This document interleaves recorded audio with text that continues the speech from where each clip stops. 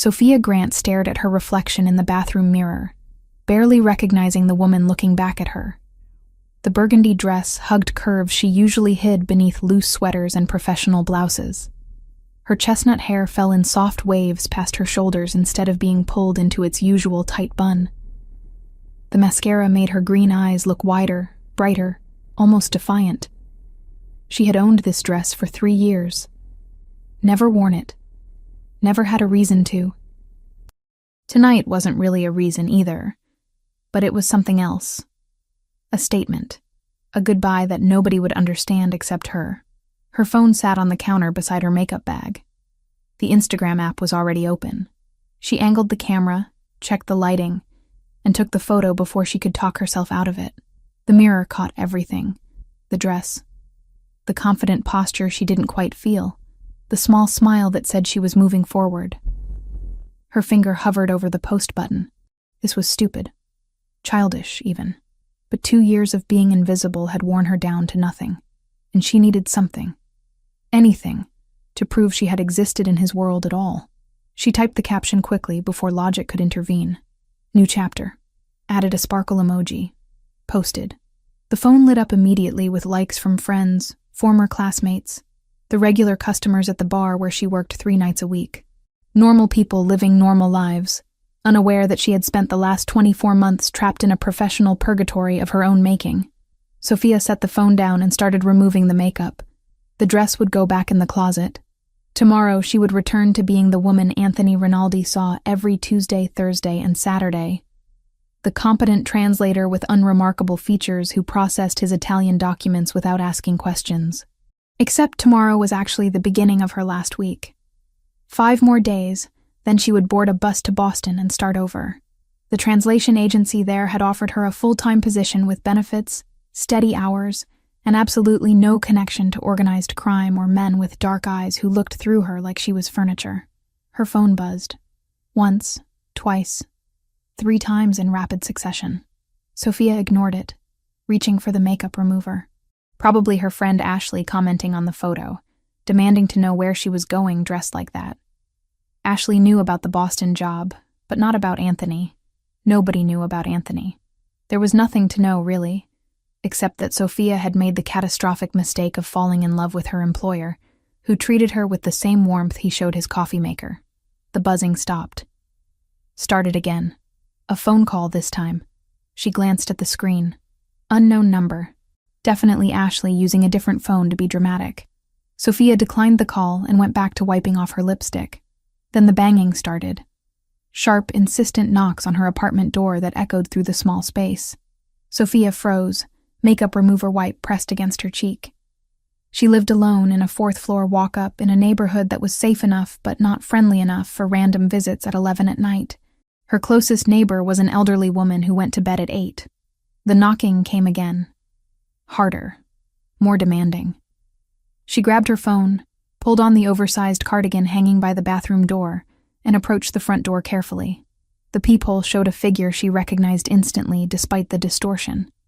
Tall, broad-shouldered, wearing the black dress shirt and tailored pants that probably cost more than her monthly rent. Anthony Rinaldi was standing outside her apartment. Sophia's heart slammed against her ribs. In 2 years of working for him, he had never come to her home. She went to his mansion in the nice part of town, sat in his office, translated his documents, collected her payment, and left. That was the arrangement. That was the boundary. He knocked again. Her hands shook as she unlocked the deadbolt. The chain stayed on as she opened the door just wide enough to see him properly. He looked exactly as he did every time she saw him. Perfectly composed, intensely focused, and completely out of place in her shabby hallway with its peeling wallpaper and flickering light fixture. His dark hair was styled precisely. Not a strand out of place. His jaw was tight, a muscle flexing near his ear, and his eyes, those deep brown eyes that never really looked at her, were fixed on her face with an intensity that made her breath catch. Mr. Rinaldi. Her voice came out steadier than she felt. Is everything all right? Did something happen with the documents? Open the door. Not a request. A command. The same tone he used when discussing business with men twice his size who obeyed without question. It's late, Sophia said, aware of how weak the protest sounded. If there's an issue with the translation, I can come by the house tomorrow. Open the door, Sophia. He never used her first name. In 2 years, it had always been Miss Grant. Formal, professional, distant. Her fingers fumbled with the chain. She told herself it was because he was her employer, and she couldn't refuse. She told herself it was because something might genuinely be wrong. She didn't let herself acknowledge the real reason, that hearing her name in his voice did something to her that made rational thought impossible. The door swung open. Anthony stepped inside without waiting for invitation, and suddenly her small apartment felt even smaller. He took up too much space, made too much of an impression. The scent of his cologne filled the air, something expensive and woodsy that she had learned to associate with Tuesdays, Thursdays, and Saturdays. He closed the door behind him, locked it. The click of the deadbolt sounded impossibly loud. What were you thinking? His voice was low, controlled, but there was something underneath it that Sophia had never heard before. Something rough. I don't understand. The photo. He pulled out his phone, turned the screen toward her. Her Instagram post glowed in the dim light of her apartment. What were you thinking posting this? Sophia's face heated. That's my personal account. I can post whatever I want. Who's going to see it? My friends. People I know. Nobody who... She stopped, realization dawning. You follow my Instagram? I asked you a question. And I asked you one. Sophia crossed her arms, the oversized cardigan bunching around her wrists. She was still wearing the burgundy dress underneath, suddenly hyper-aware of it. How do you even know my Instagram? I never told you. That's not relevant. It's relevant to me. They stared at each other. Sophia had never challenged him before, never pushed back, never done anything except nod politely and complete her work. 2 years of yes, sir, and right away, and I'll have that done by tomorrow. Anthony's jaw worked. He slipped his phone back into his pocket, then took a step closer. Sophia instinctively stepped back. Her spine hit the wall beside the door. You never wear dresses, he said. The observation came out flat, factual, but his eyes betrayed something else as they traveled down from her face to the burgundy fabric, to where the cardigan hung open. You never wear your hair down.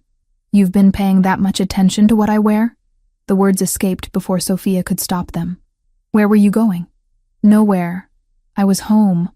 I am home. Then why? He stopped himself, seemed to be choosing words carefully. Why post a photo like that? Like what? Like you're... Another pause. Like you're available. Sophia laughed. It came out sharp and bitter. Nothing like the quiet professional version of herself she had maintained so carefully. Available? I posted a photo in a dress, Mr. Rinaldi. That doesn't make me available. And even if it did, what exactly would that have to do with you? His eyes snapped back to her face. Delete it. No. Sophia, no. She pushed away from the wall, forced herself to stand straighter even though her knees felt weak. You don't get to show up at my apartment at 11 at night and tell me what to do with my personal life. You're my employer.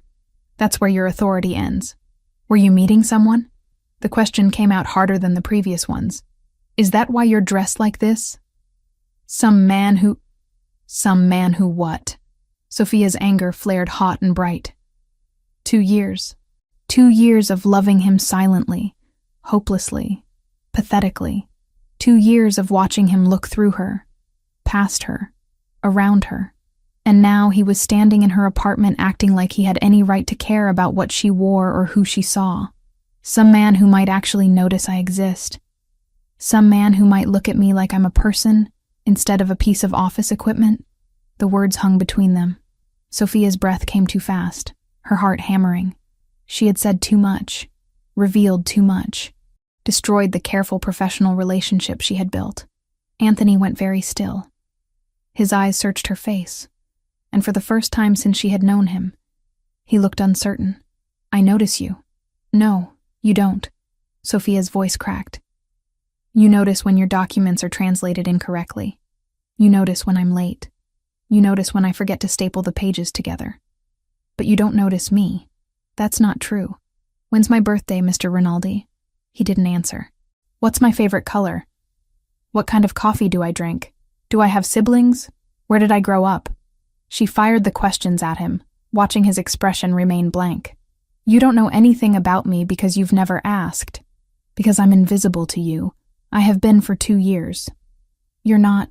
I am, and that's fine. That's what you pay me for, really. To be competent and forgettable. To show up, do my work, and disappear. Sophia moved toward the door, hand on the knob. But that photo? That was for me. Not for you. Not for anyone else. Just for me. One picture where I look like someone who matters. Someone who exists outside of your office.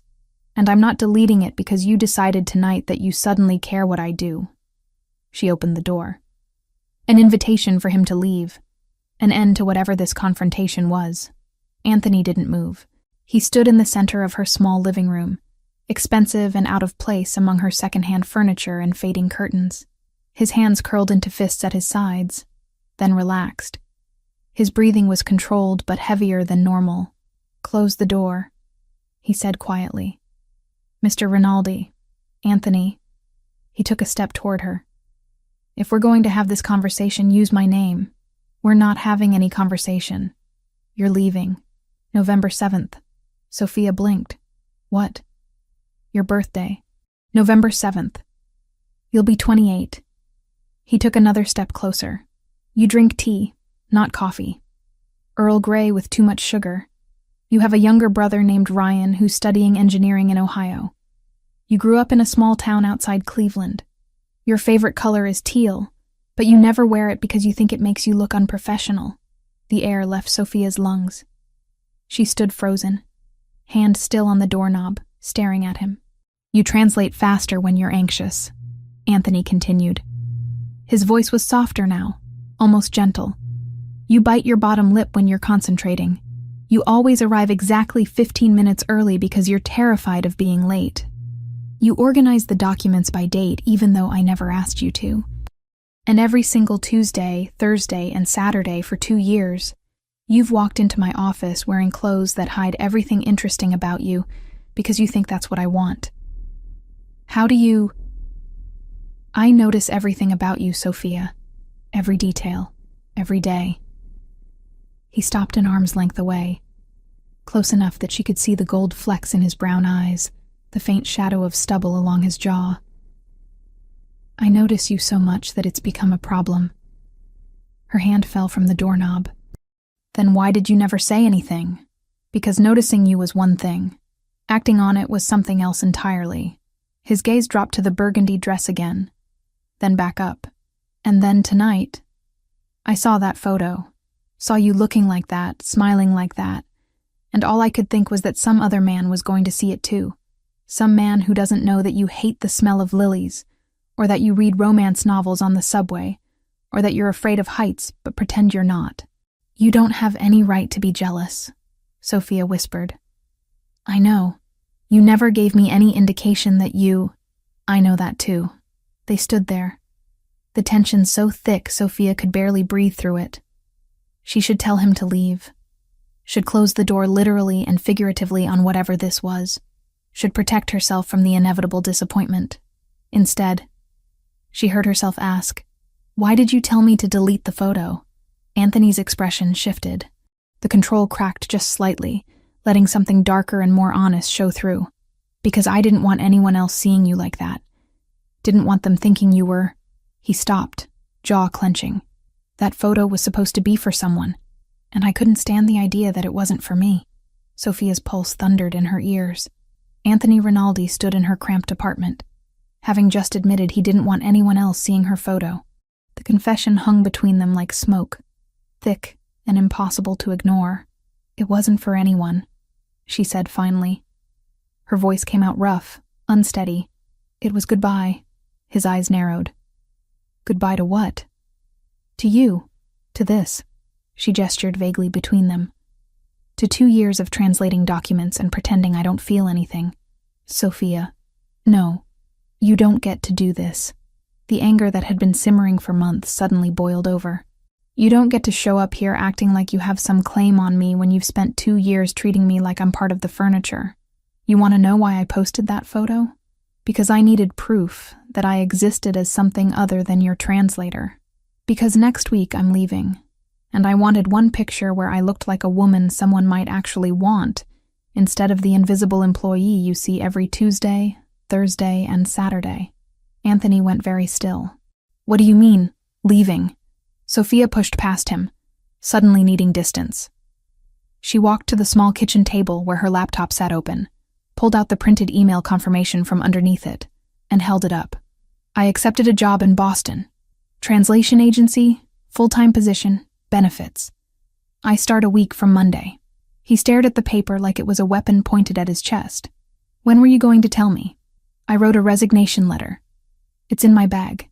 I was going to give it to you on Tuesday. She set the confirmation down, crossed her arms. You would have found a replacement in a few days.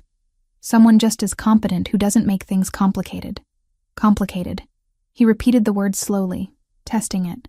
Is that what you think this is? I don't know what this is. 5 minutes ago, you were just my employer.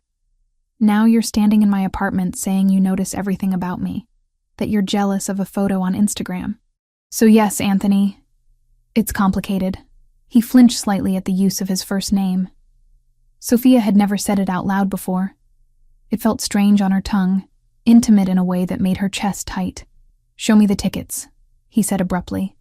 What? You said you have bus tickets to Boston. Show me. Sophia hesitated, then retrieved her purse from the counter. The tickets were tucked into the side pocket, already printed, already paid for. She handed them over without a word. Anthony examined them carefully. His jaw clenched as he read the date, the time, the seat assignment. 6 days from now. Yes. And you've already packed? Half my suitcase is done. Most of my stuff will fit in 2 bags.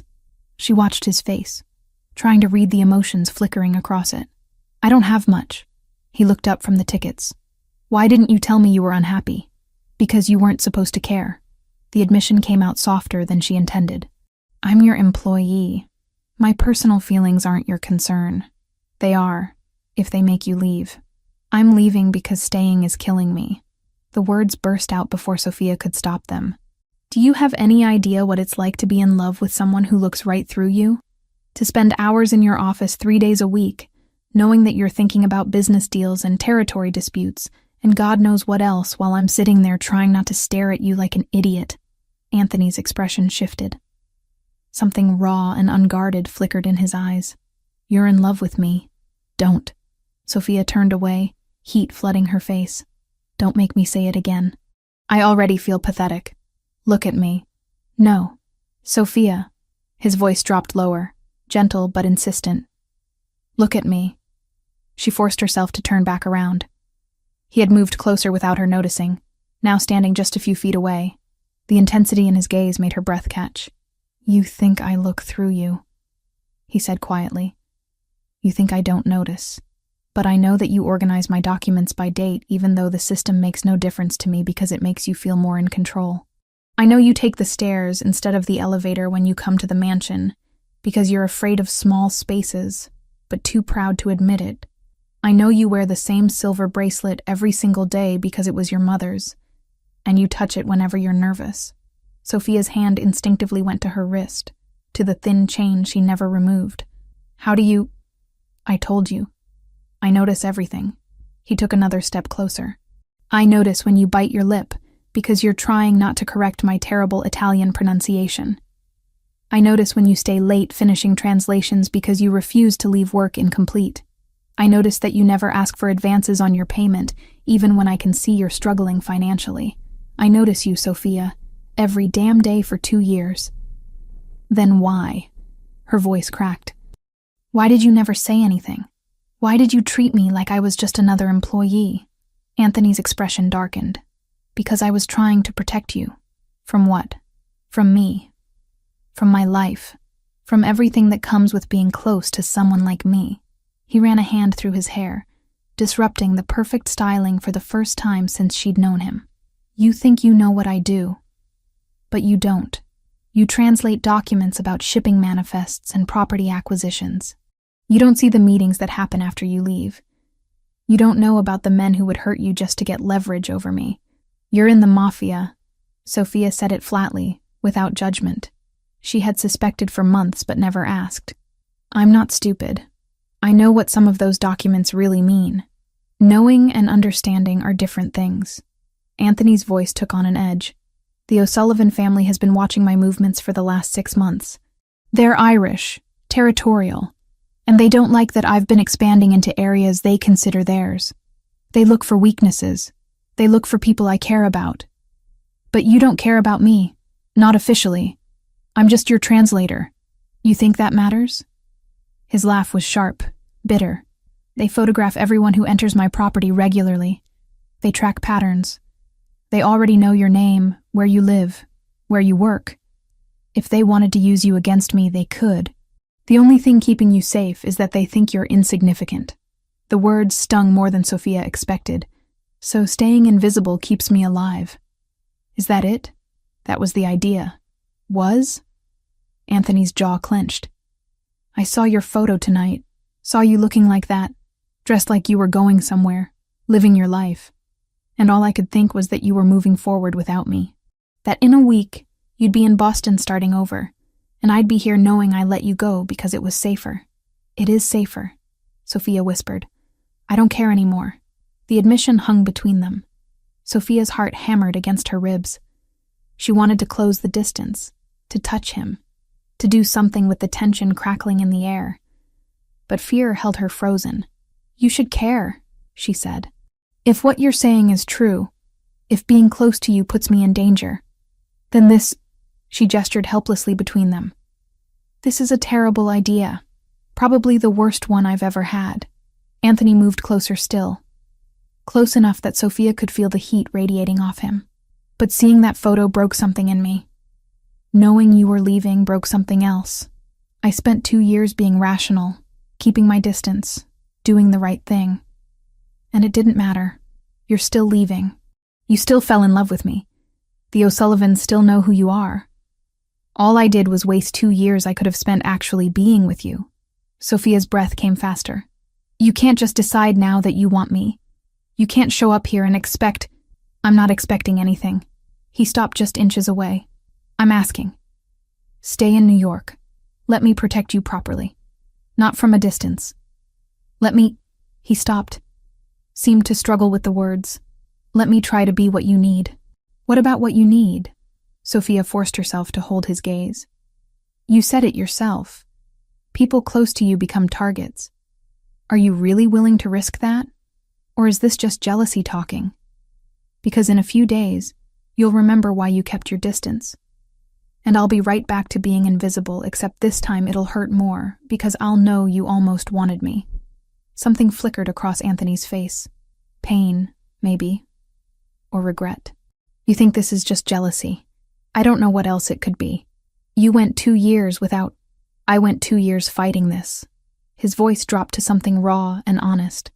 Every time you walked into my office, I had to remind myself why touching you was a bad idea.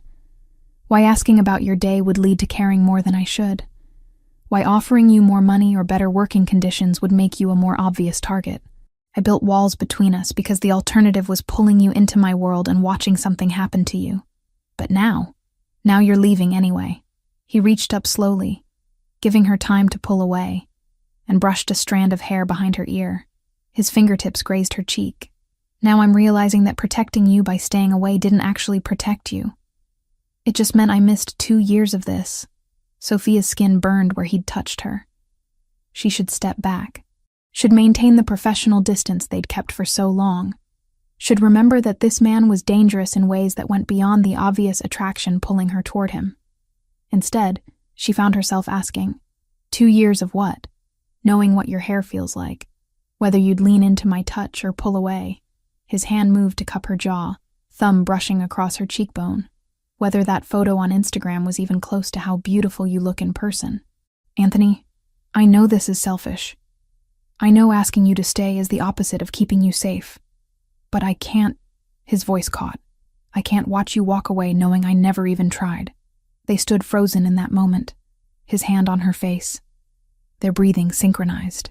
Sophia could feel her resolve crumbling. 2 years of loving him from a careful distance, and now he was here, touching her, saying things she'd imagined 1,000 times but never believed would be real. "This is a bad idea," she whispered. "Yes. You're going to hurt me. I'll try not to. That's not a promise." "No," Anthony agreed. "It's not, but it's honest." Sophia closed her eyes, felt the weight of the decision pressing down on her. Boston meant safety. A fresh start. A life without complications. Staying meant danger she couldn't fully understand. A relationship that might not survive the world he lived in. And the very real possibility of getting her heart shattered. But it also meant having him. Actually having him, instead of just wanting him from across a desk. She opened her eyes. Anthony was watching her with an intensity that stole her breath. Waiting, not pushing, giving her the choice he'd taken away by keeping his distance for 2 years. "The tickets are non-refundable," she said finally. His expression didn't change. "I'll buy you new ones, whenever you want to leave. The job offer is good. Stable salary, benefits. I'll match it. Double it if that's what it takes." "That's not—" Sophia stopped, shook her head. "You can't just throw money at this and make it okay. Then tell me what would make it okay." His thumb traced her jawline. "Tell me what you need. I need you to mean it." The words came out barely above a whisper. "I need this to be more than just jealousy over a photo. More than wanting something you can't have. Because if I stay, if I let myself believe this is real, and then you wake up next week and remember all the reasons you kept your distance." Her voice broke. "I won't survive that." Anthony's free hand came up to frame her other cheek, holding her face gently between his palms. "I've wanted you since the 3rd time you walked into my office. You were wearing a gray sweater, and you corrected a translator error that would have cost me $50,000. You didn't even realize you'd saved me money. You just wanted the work to be perfect." Sophia's heart stuttered. "That was 2 years ago. I know. You never said anything. I'm saying it now." He leaned closer, forehead nearly touching hers. "I'm saying I notice you. I want you. And if you stay, I'll spend every day proving that this isn't about jealousy or control or any of the other things you think it might be. What if the O'Sullivans? Then I'll handle them. But you don't get to use them as an excuse to run." His voice gentled. "If you want to go to Boston because you don't feel the same way anymore, because I waited too long and you're done, I'll understand. But if you're running because you're scared of getting hurt, you should know." He paused. "You should know that watching you leave will hurt worse than anything the O'Sullivans could do to me." The confession broke something loose in Sophia's chest. She pulled back just enough to see his face clearly. "You're serious about this?" "Yes. Even though it's dangerous. Even though I'm—" "Don't." Anthony's grip on her face tightened slightly.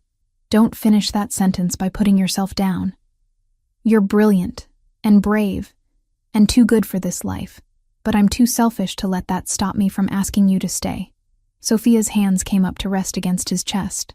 She could feel his heartbeat under her palms, rapid and unsteady. He was as affected as she was. The control he always showed was cracking, and underneath it was just a man who wanted something he thought he couldn't have. "I need time," she said. "To think, to figure out if this is— Take whatever time you need." He didn't move away. "But know that I'm not changing my mind. Not about this." They stood there, caught in the space between what had been and what might be. Sophia's apartment had never felt smaller or more significant. This was the moment everything changed. The pivot point she'd dreamed about and feared in equal measure. Finally, reluctantly, Anthony stepped back. His hands dropped from her face. "I should go." "Let you think." Sophia nodded, not trusting her voice. He walked to the door, paused with his hand on the knob. "For what it's worth, that photo, you looked incredible. But you look better now, angry at me, finally telling me the truth." Then he was gone, the door closing softly behind him, and Sophia was alone with her half-packed suitcase, her non-refundable bus tickets, and the impossible choice between safety and everything she'd ever wanted. 3 days passed before Sophia returned to the Rinaldi mansion. 3 days of turning the conversation over in her mind, analyzing every word, every touch, every promise Anthony had made in her cramped apartment. She hadn't slept well. Every time she closed her eyes, she felt his hands on her face, heard his voice saying he'd wanted her for 2 years. The resignation letter sat in her bag, professionally typed and formally worded. She had rewritten it twice, trying to find language that didn't reveal too much about why she was leaving. In the end, she'd settled on simple phrases about new opportunities and personal growth. Nothing about love or fear or the impossible situation she'd found herself in. The morning was crisp and cold as she climbed the steps to the mansion's entrance. Her hands trembled slightly as she rang the bell.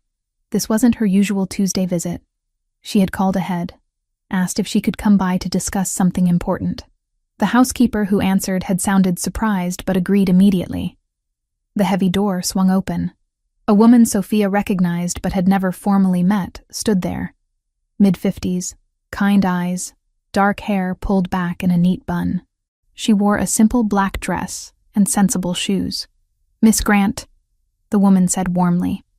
"Please, come in. I'm Lucia. We've never been properly introduced, but I've seen you here many times." Sophia stepped into the familiar foyer, but today it felt different. Everything looked the same. The marble floors, the expensive artwork on the walls, the curved staircase leading to the second floor. But her perception had shifted. This wasn't just her employer's house anymore. It was the home of a man who claimed to have been watching her for 2 years. "Mr. Rinaldi is expecting you," Lucia continued, leading her deeper into the house.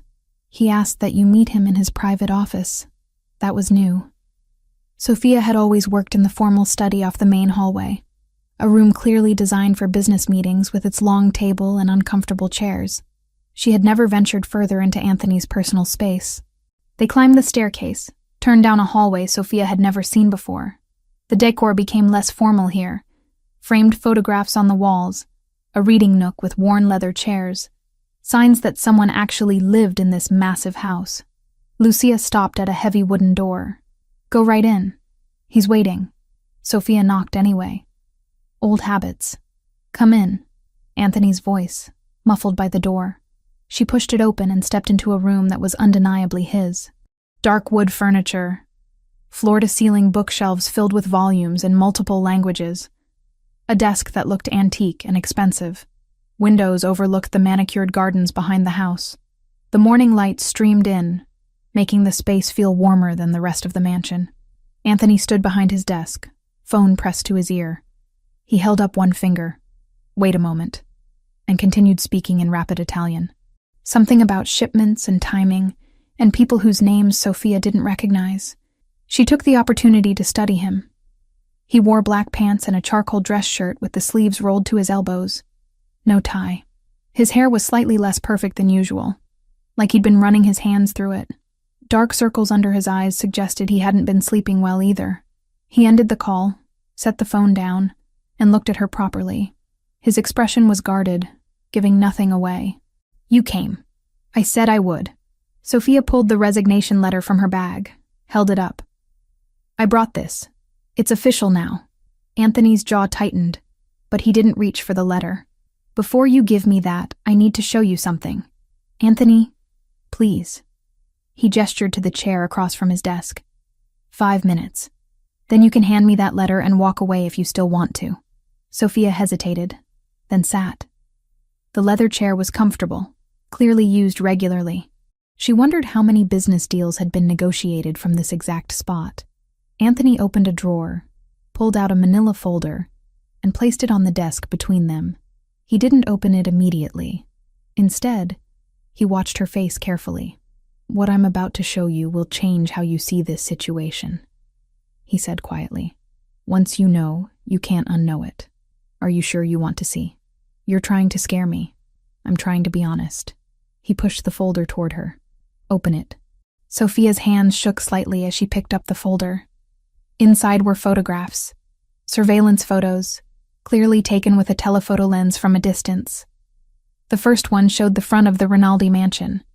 The second showed her walking down the front steps, translation bag over her shoulder, wearing the gray sweater she'd worn last Tuesday. Her stomach dropped. "When was this taken?" "Last week. Keep looking." The next photo showed her at the subway station 3 blocks from her apartment, then one of her entering the bar where she worked Thursday nights. Another of her buying coffee at the shop on her corner.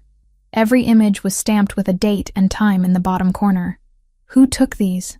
Sophia's voice came out thin. Michael O'Sullivan's people. He runs the Irish operations in 3 boroughs.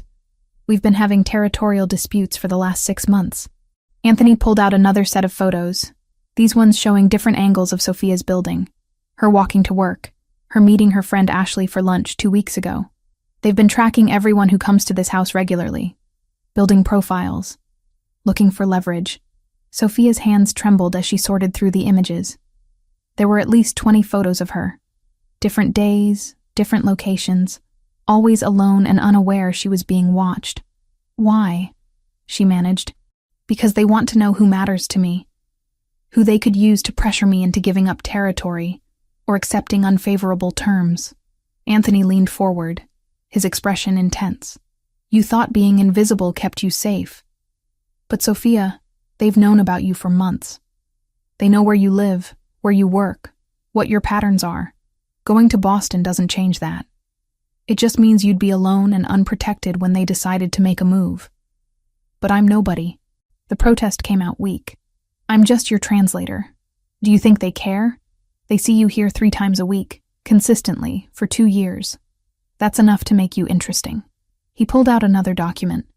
This one printed communications, emails and text messages. These were intercepted from one of O'Sullivan's lieutenants. Read the highlighted sections. Sophia's eyes scanned the page. Phrases jumped out at her. Rinaldi's translator. Comes every Tuesday, Thursday, Saturday. Vulnerable access point. Recommend escalation within 2 weeks. The room tilted slightly. Sophia gripped the edge of the desk, forcing herself to breathe steadily. They're planning something. Yes. Involving me. Yes. She looked up at him. His expression was grim, but not surprised. He had known about this, had been carrying this knowledge while she'd been debating whether to stay or go, completely unaware that the choice might not be hers to make. How long have you known? She asked. 3 weeks. That's when my security team intercepted the communications. Anthony ran a hand through his hair, disrupting it further. I've been trying to figure out how to handle it without involving you directly. But then you posted that photo and I realized I was out of time. So that's why you came to my apartment. Not because you were jealous. Because you wanted to warn me. Both things can be true. He held her gaze. I was jealous. Seeing you dressed like that, knowing you were moving forward with your life, it made me insane. But I also needed you to understand that leaving doesn't solve this problem. It might actually make it worse. Sophia set the photos down carefully. Her mind raced through possibilities, consequences, the rapidly shrinking list of safe options. What do they want? Money? Information? Leverage. If they take you, they can force me to make concessions. Give up territories. Renegotiate agreements. Maybe even step down from certain operations. Anthony's voice was steady, almost clinical, but his hands had curled into fists on the desk. They won't kill you. You're more valuable alive. But they would hurt you, scare you, use you to break me. The casual way he said it made everything feel surreal. Sophia had known abstractly that Anthony was involved in dangerous business. She had translated enough documents to understand that his operations existed in legal gray areas at best. But hearing him talk about kidnapping and leverage and hurting her as tactical moves in some larger game made it horrifyingly real. I called the agency in Boston this morning, she said suddenly. Before I came here, I told them I couldn't accept the position. Anthony's expression shifted. Why? Because you were right. Running away doesn't solve anything. And because... She stopped, gathered her courage. Because I spent 3 days trying to convince myself I could walk away from you, and I couldn't. I've been in love with you for too long to suddenly stop just because it's complicated. Something in his face softened. You turned down the job. I turned down the job, she confirmed. Before I saw any of this. Before I knew about the O'Sullivans or the photos or the threat. I made that choice because I wanted to stay. Not because I felt trapped. Sophia. But now I need to know what staying actually means. She gestured at the photos spread across his desk. You said I'm in danger. How do we fix that? Anthony stood, walked around the desk until he was standing directly in front of her. I can protect you. Real protection. Not the distant kind where I pretend you don't matter. But it means changes. Security following you. Living somewhere more secure. Potentially living here until we resolve the O'Sullivan situation. Here? In your house? In the guest wing. Separate entrance, separate living space. You'd have privacy but also protection. Round-the-clock security, controlled access, everything monitored. He crouched down so they were at eye level. I know it sounds extreme, but these people don't make idle threats. That communication said within 2 weeks.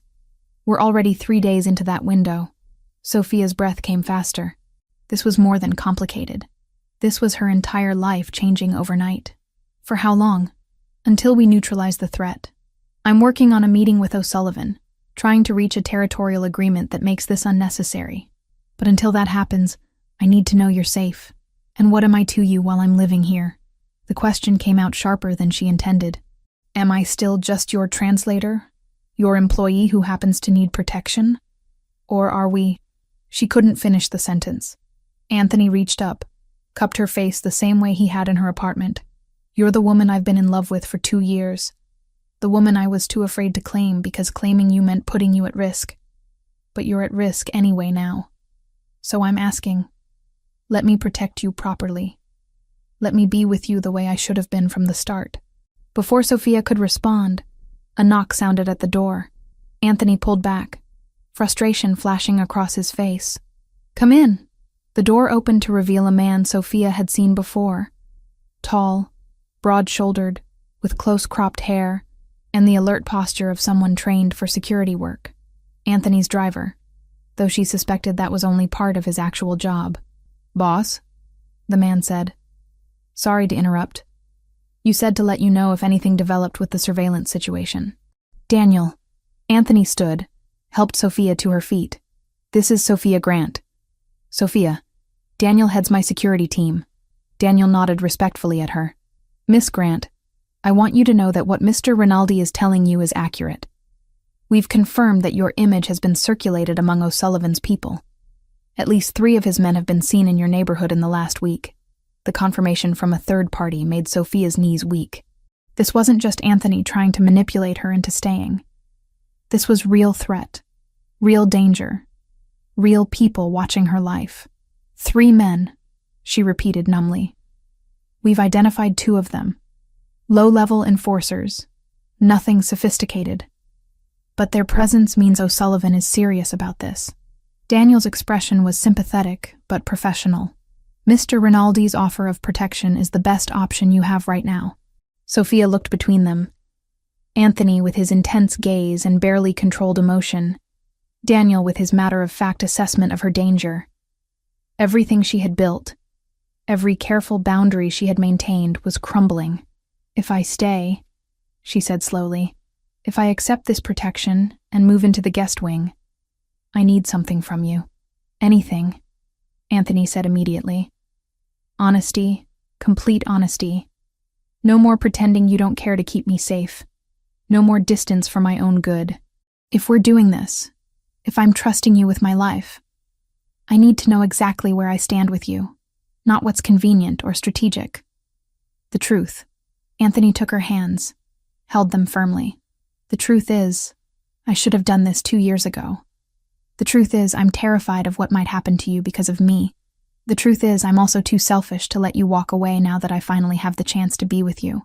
And the truth is, he paused, something vulnerable flickering across his face. The truth is, I love you. I'm in love with you. And if you let me, I'll spend every day proving that this isn't about control or convenience. It's about not losing the best thing that's ever walked into my life. Sophia's eyes burned. She squeezed his hands, anchored herself to the solid warmth of him. Okay, I'll stay. I'll accept the protection. I'll move into the guest wing. She managed a shaky smile. I'll let you prove you mean all of this. The tension in Anthony's shoulders released. He pulled her closer, pressed his forehead against hers. Thank you. Daniel cleared his throat politely. I'll coordinate moving Miss Grant's belongings. We should do it today, before anyone notices the change in pattern. Do it, Anthony said without looking away from Sophia. Whatever she needs, make it happen. As Daniel left, closing the door behind him, Sophia allowed herself to sink into Anthony's embrace. Her resignation letter still sat on the desk, unread, and now unnecessary. The photos of her surveillance spread across the surface like evidence of how thoroughly her life had already been invaded. This wasn't the choice she had imagined making, but standing there in Anthony's arms, feeling safer than she had in days despite the danger surrounding them, Sophia realized something important. Sometimes love meant choosing the complicated path. Sometimes it meant walking toward the danger instead of away from it. And sometimes being seen, really, truly seen, was worth the risk. Sophia's belongings arrived at the Rinaldi mansion in 2 modest suitcases and 3 cardboard boxes. Everything she owned fit into Daniel's SUV with room to spare. Watching her entire life loaded into a vehicle that probably cost more than a year of her rent made her feel small and slightly embarrassed, though no one commented on it. The guest suite was larger than her entire apartment. Floor-to-ceiling windows overlooked gardens that were still green despite the late autumn chill. The bedroom had a king-sized bed with expensive linens. The bathroom was all marble and gold fixtures, and there was even a small sitting area with a couch and reading lamp. A separate entrance led to a private hallway, giving her the independence Anthony had promised. Lucia appeared in the doorway as Sophia was unpacking her second suitcase. The housekeeper carried fresh towels and wore the same warm expression from earlier. "I wanted to make sure you had everything you needed," Lucia said, setting the towels on the bathroom counter. "If there's anything missing, just let me know. I've been managing this house for 15 years. Nothing surprises me anymore." Sophia smiled despite her nerves. "It's beautiful. More than I expected. Mr. Rinaldi was very specific about which room you should have. He wanted you to have the best view." Lucia paused, then added more quietly, "It's good to see him with someone who humanizes him. He's been alone too long, carrying too much weight by himself." The observation caught Sophia off guard. "You've known him a long time?" "Since he was 19 and suddenly responsible for everything his father left behind. I watched him grow into the man he is now, watched him build walls to protect himself."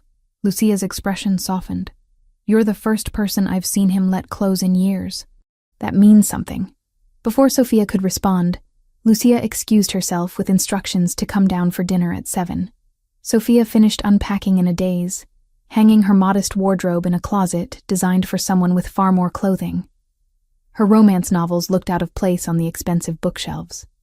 Her worn laptop sat awkwardly on the elegant desk. Her phone buzzed on the edge of the desk, the screen flashing a name that made her stomach twist. Ashley. She'd ignored her for too long. Missed calls, frantic messages. That familiar, stubborn persistence that had once felt comforting and now felt dangerous. Ashley didn't know about Anthony. She didn't know about surveillance photos or men with quiet eyes who memorized routines. She only knew Sophia had promised Boston, promised a fresh start, and then disappeared. Sophia picked up the phone and forced her hands to steady. Ordinary words. Safe words. "Ash, I'm okay. The Boston job changed at the last minute. I took a short-term private contract, and I'm staying on site for a while. It's secure, and I'm not supposed to have my phone on much. Please don't worry. I'll call you as soon as I can. I promise." She hit send and immediately hated how thin it sounded, but thin was better than true. A reply came almost at once. "You scared the hell out of me. Call me. Tonight." Sophia's throat tightened. Tonight was impossible. But she could give Ashley something that wasn't a lie. "Soon," she typed, and then added, "I love you. I'm sorry." This wasn't her world, but it was the world she'd chosen. The first 2 days passed in strange limbo. Sophia woke in luxury she wasn't accustomed to, wandered the parts of the house she was allowed to access, and tried not to feel like an imposter. Anthony was polite but distant, clearly giving her space to adjust. They spoke briefly at breakfast, exchanged pleasantries when they passed in hallways, but the intensity from his office had been carefully packed away. It made Sophia want to scream. She hadn't moved here for politeness. She'd moved here because he'd claimed to love her, because he'd promised honesty, because she was tired of dancing around what they both wanted. On the third evening, Anthony found her in the library. She'd discovered the room that afternoon. Walls of books in multiple languages, comfortable chairs, a fireplace that someone had already lit against the cold. She was curled up reading when he knocked on the doorframe. "Mind if I join you?" he asked. Sophia looked up from her book. He'd changed from his usual dress shirt into something more casual, dark jeans and a fitted sweater that emphasized his build. His hair was slightly disheveled, and he looked more relaxed than she'd seen him since she'd moved in. "It's your house," she said. "It's your space now, too." He settled into the chair across from hers, maintaining careful distance. "What are you reading?" She held up the paperback romance novel, slightly embarrassed. "Escapism. You mentioned wanting to write romance." It wasn't a question, but his tone invited elaboration. "Someday, when I'm brave enough to try." Sophia set the book aside. "This is nice, but it feels strange. You're being very careful around me. I'm trying not to overwhelm you. I moved into your house to be protected from people who want to kidnap me. I think we're past the point of overwhelming." She met his eyes directly. "You promised honesty. That includes not pretending we're just polite acquaintances sharing a house." Anthony's expression shifted. Some of the careful control fell away. "You're right. I don't know how to do this." "How to be with you without treating you like something that might break. Try talking to me like a person you actually know. Not your employee, not someone you're protecting. Just me." He was quiet for a moment, considering. Then he said, "Tell me about your parents. You mentioned they died when you were 19, but I don't know the story." The question surprised her. It wasn't what she'd expected. "Car accident. Black ice on the highway outside Cleveland. My dad died on impact. My mom lasted 3 days in the hospital." Sophia's voice remained steady. She'd told this story before, had learned to deliver it without falling apart. "I was in my second year of college. My brother Ryan was 16. We became each other's family after that. That's why you work so hard. Supporting him through school. He has scholarships, but they don't cover everything. And I wanted to make sure he didn't have to worry about money the way I did." She tucked her legs under her. "Your turn. Tell me something real about you." Anthony leaned back in his chair. "My father built this empire from nothing. Worked his way up through the organization, made strategic moves, eliminated competition. By the time I was 15, he controlled half of New York. And then he had a heart attack at 53 and died in his office, leaving me to figure out how to hold everything together." 19, Sophia said, remembering what Lucia had mentioned. "You were so young, old enough to understand what failure would mean. Everyone was watching, waiting to see if the boss's son could actually lead, or if I'd crumble under the pressure." He ran a hand through his hair. "I had to become someone harder, more ruthless. Someone people feared enough to follow without question. But that's not who you are, not completely. No, but it's who I had to be to survive." He looked at her with something raw in his expression. "My sister Valentina was 12 when our father died. I made sure she got out, sent her to boarding school in Switzerland, then university in Europe. She's studying medicine now in Vienna. We video call every week, and she has no idea about most of what I actually do." Sophia absorbed this. "You protected her by keeping her distant. Same strategy I tried with you. Worked better with her because she was young enough not to question it." His mouth twisted wryly. "She thinks I'm a legitimate businessman who happens to be paranoid about security. Does she know about me? Not yet. But I want her to. He stopped, seemed to be choosing words carefully. "I want to introduce you properly, when things are safer. When I can bring her back for a visit without worrying about her becoming another target." The vulnerability in his admission made Sophia's chest tighten. She stood, crossed the space between them, and sat on the arm of his chair. Close, but not quite touching. "Tell me something else. Something you've never told anyone." Anthony looked up at her, and the intensity in his gaze made her breath catch. "I used to watch you translate. You'd get this little crease between your eyebrows when you were concentrating, and you'd bite your bottom lip when you found a tricky phrase. I'd start meetings late, just to have an excuse to stay in the room with you longer. That's how you knew all those details.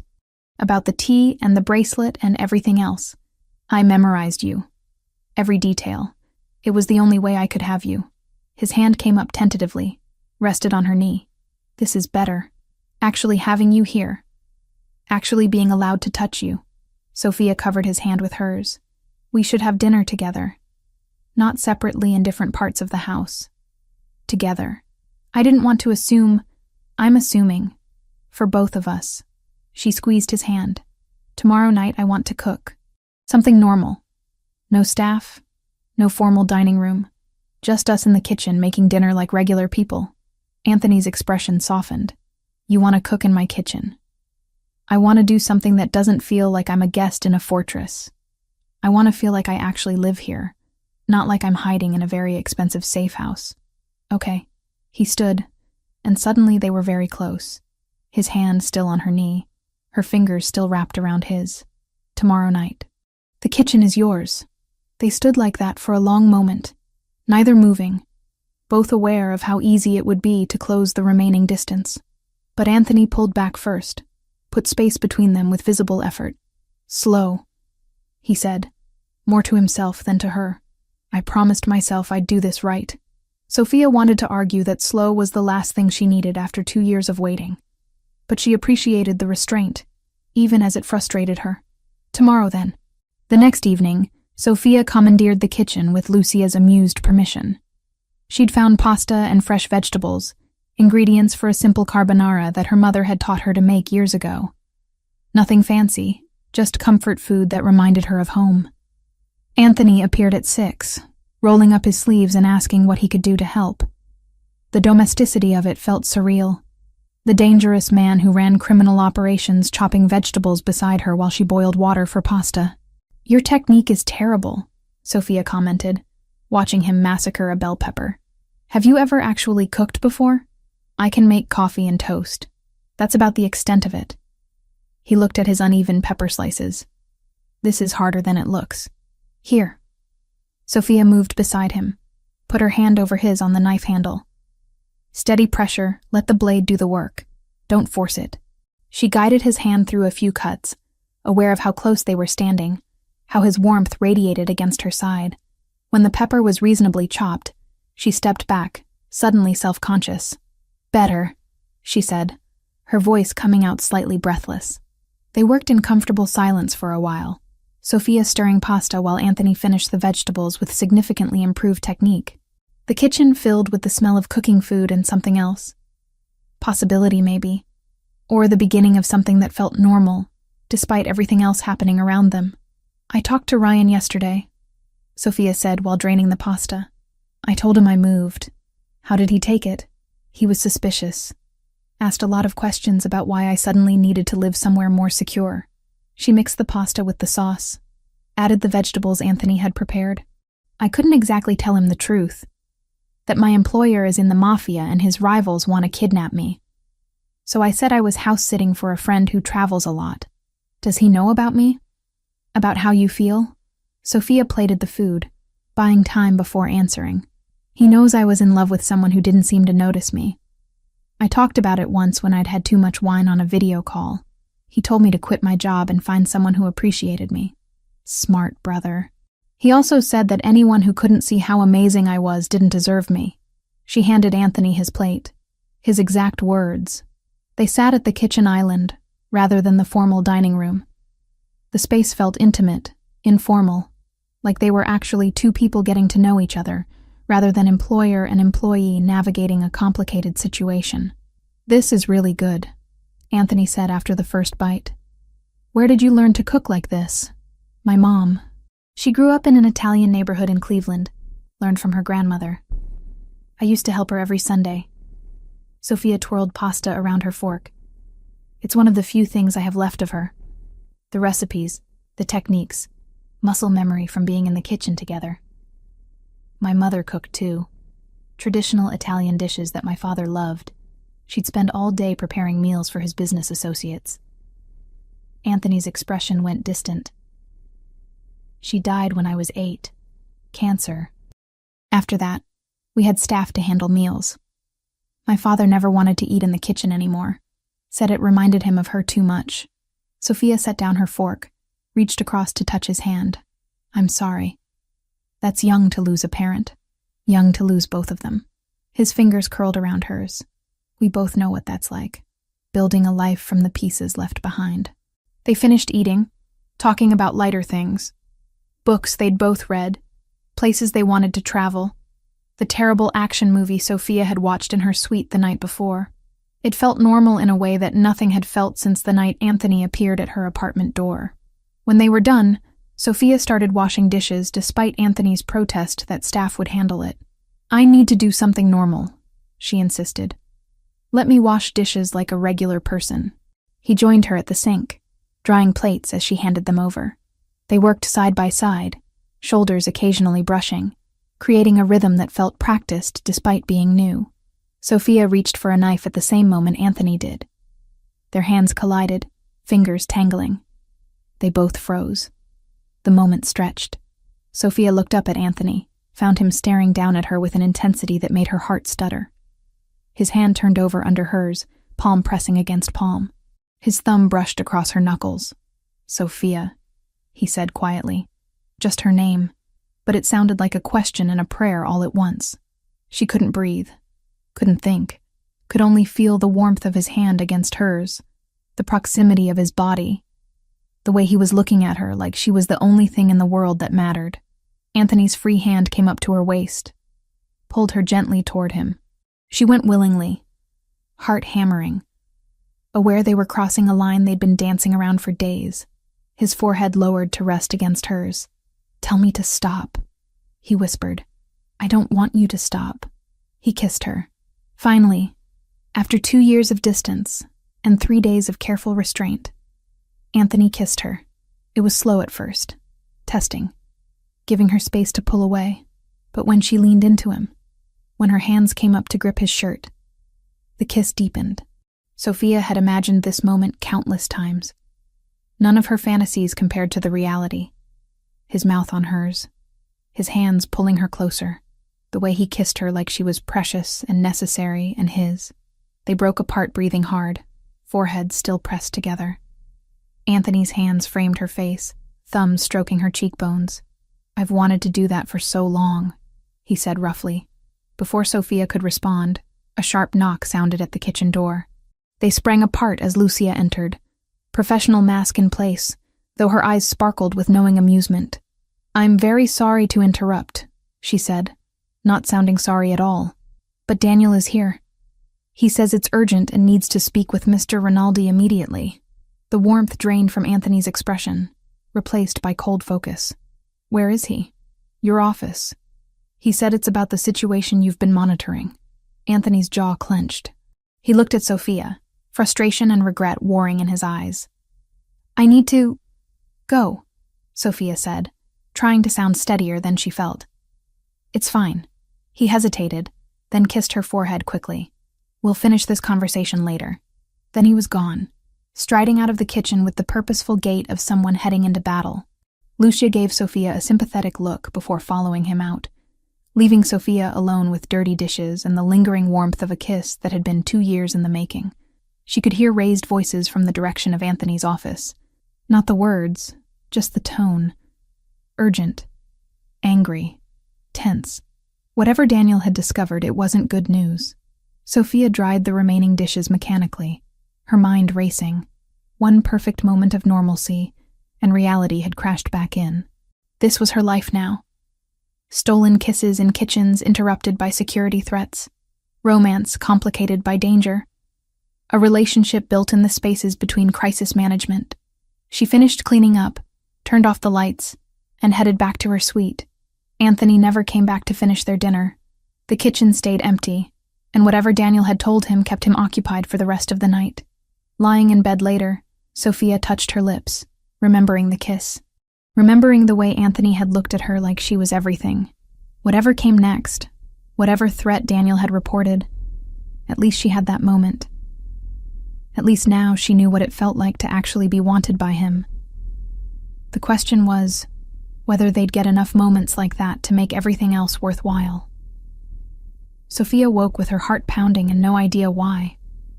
For a second she thought it was a nightmare, the kind that evaporated as soon as she opened her eyes.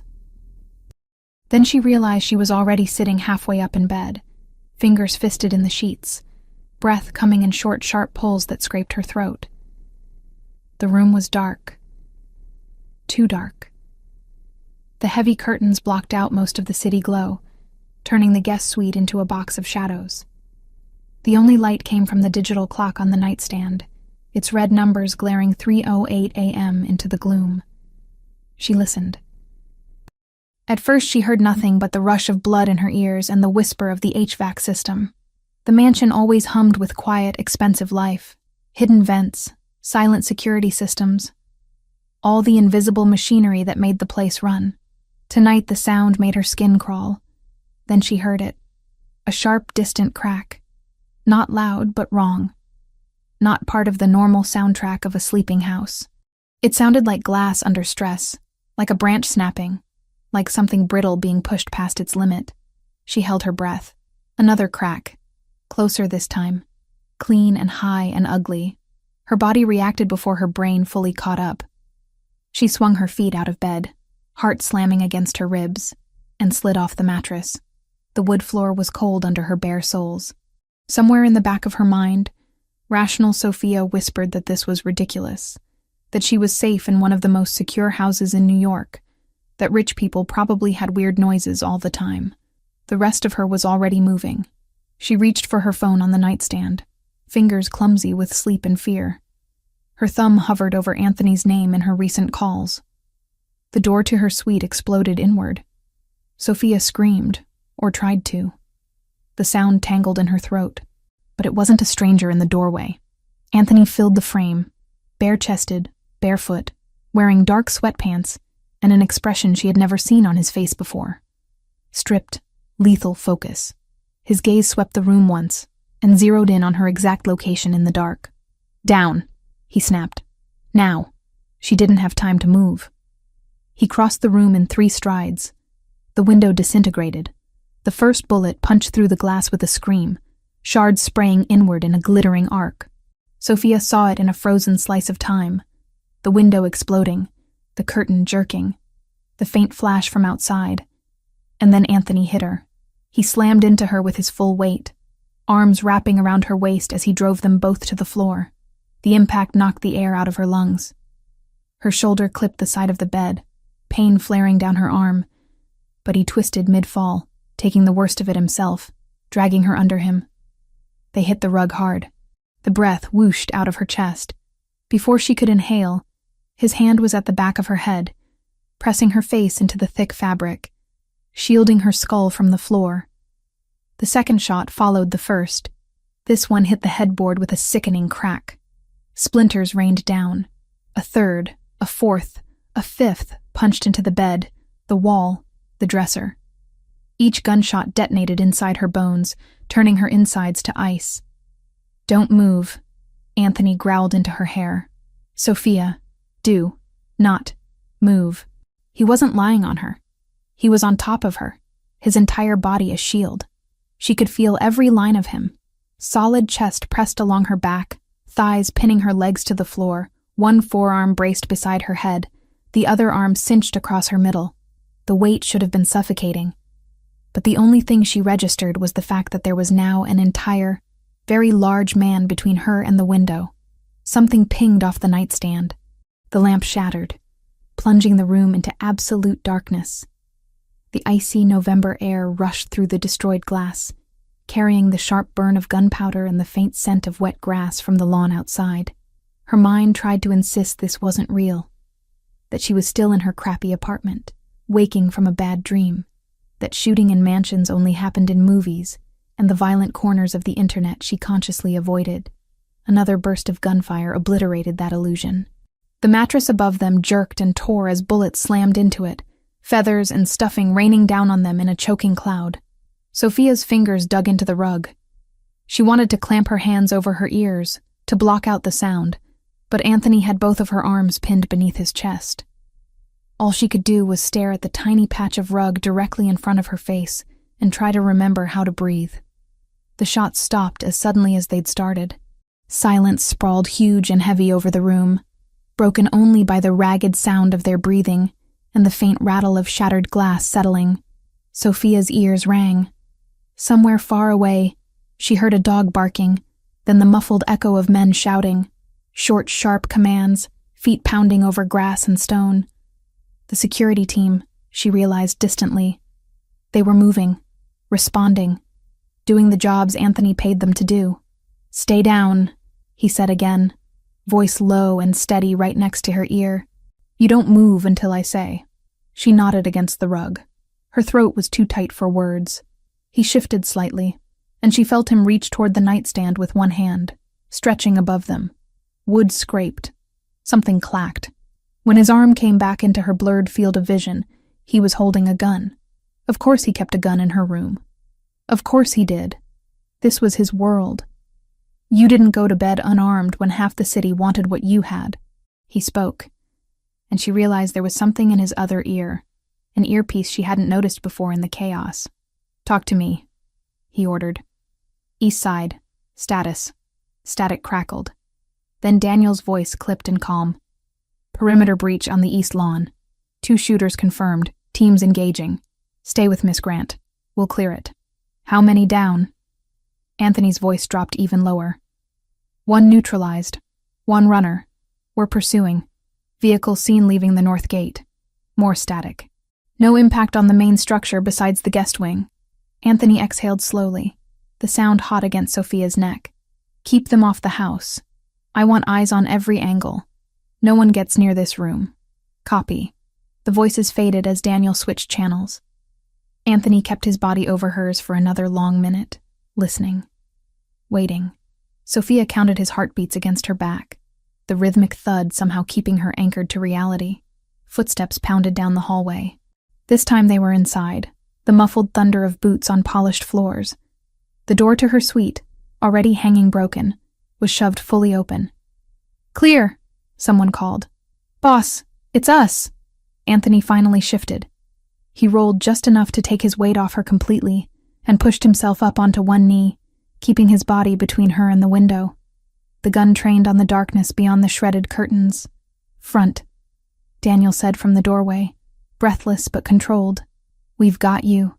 Sophia turned her head just far enough to see him, framed by 2 members of the security team in dark clothes, weapons ready. Their eyes swept the room, taking in the destroyed window, the ripped mattress, the bullet holes, the 2 bodies on the floor. "Any hits inside?" one of the men asked, voice tight. Anthony shook his head. "She's okay." It took Sophia a second to realize he was including himself in that assessment, even though she could see, even through the dimness and the adrenaline, a darker patch on his left forearm where blood soaked into his skin. "We need to move you both." Daniel stepped cautiously around the glass, coming closer. "This room is compromised. Safe room until we finish the sweep." Anthony shifted his weight and finally looked down at her fully. The control on his face didn't match his eyes. His eyes were wild, terrified and furious, and relieved all at once. "Can you stand?" he asked. She tried to sit up. Her muscles trembled badly. When she pushed herself upright, her shoulder screamed in protest, a hot line of pain reminding her of where she'd hit the bed frame. The rest of her body felt weirdly distant, as if it belonged to someone else. "I think so," she managed. He tucked the gun into the back of his waistband and slid one arm under her knees, the other behind her shoulders. "I can walk," she protested reflexively. His arms tightened. "I know. Humor me." He lifted her off the floor like she weighed nothing. Her fingers, traitorous and shaking, clutched at his bare shoulder. From this angle, she could see the full damage to her room. Glass everywhere, curtains torn, one of her framed photos smashed. The bullet hole in the headboard sat like a black eye inches above where her pillow had been. Her stomach lurched. If he'd been 30 seconds slower. She pressed her face against his chest, unable to look anymore. They moved fast. The security guys formed a moving wall around them, weapons out, eyes scanning every angle. The hallway lights were on now, harsh against Sophia's overtaxed senses. She caught glimpses of other doors ajar, shadows moving, the controlled chaos of trained men doing their job at 3 a.m. Lucia appeared at the top of the main staircase, a dark robe wrapped tight around her, feet in sensible slippers. She looked like every housekeeper in every expensive home Sophia had ever seen, except her eyes went straight to the blood on Anthony's arm and the dust and feathers in Sophia's hair. "Dear God," Lucia breathed. "Is she alive?" Anthony cut in. "We're going downstairs. Safe room." Lucia stepped aside, but not before draping a thick throw blanket she carried over Sophia's shoulders. "I'll bring coffee and supplies." The hallway outside Anthony's office looked exactly as it had the first time Sophia had walked down it. Polished wood, tasteful art, expensive rug. It felt different now, the air buzzing with urgency. Anthony set her down in the office just long enough to free his hand to open the hidden door. Sophia watched, dazed, as a section of bookshelf clicked and swung inward, revealing a steel door that looked like it belonged in a bank vault. He entered a code, pressed his thumb to a small panel, and the locking mechanism disengaged with a heavy final sound. The safe room was cooler than the rest of the house. Concrete floor, reinforced walls, no windows. A row of monitors displayed camera feeds from around the property. Front gate, back lawn, perimeter fence, interior hallways. A couch sat against one wall, a small kitchenette against another, and a bathroom door was partially visible in the corner. It wasn't cozy, but it was functional. Anthony carried her to the couch and set her down gently, like she might break. As soon as she was seated, her body started shaking in earnest. The adrenaline had nowhere left to go. "I'm okay," she lied, wrapping the blanket tighter. "No, you're not." Anthony dropped to a crouch in front of her. Up close, she could see now how bad his arm really was. A long, jagged gash along his forearm, skin split and raw, tiny glittering shards of glass still embedded in it. Blood had run down to his wrist and dripped off his fingers. "You're bleeding," she said, voice hoarse. "It looks worse than it is." He glanced at the monitors, then back to her. "How do you feel? Dizzy? Nauseous? Any pain besides your shoulder?" "My feet," she croaked, only now noticing the sting. "I stepped on..." There was glass. His eyes flicked down, and his jaw hardened. "Lucia!" She must have been closer than Sophia realized, because the vault door opened almost immediately. Lucia came in with a first aid kit and 2 steaming mugs on a tray. "Oh, child," she whispered when she saw Sophia properly. "Here." She set the tray down and moved straight to her, efficient hands tucking the blanket around Sophia's legs and shoulders more securely. "Drink. Sugar will help." Sophia wrapped shaking hands around the mug. The heat seeped into her skin, grounding her slightly. The coffee smelled strong and bitter, cut with too much sugar and cream. Exactly the way she usually took it. "Let me see your feet," Lucia said gently. Sophia hesitated, then nodded.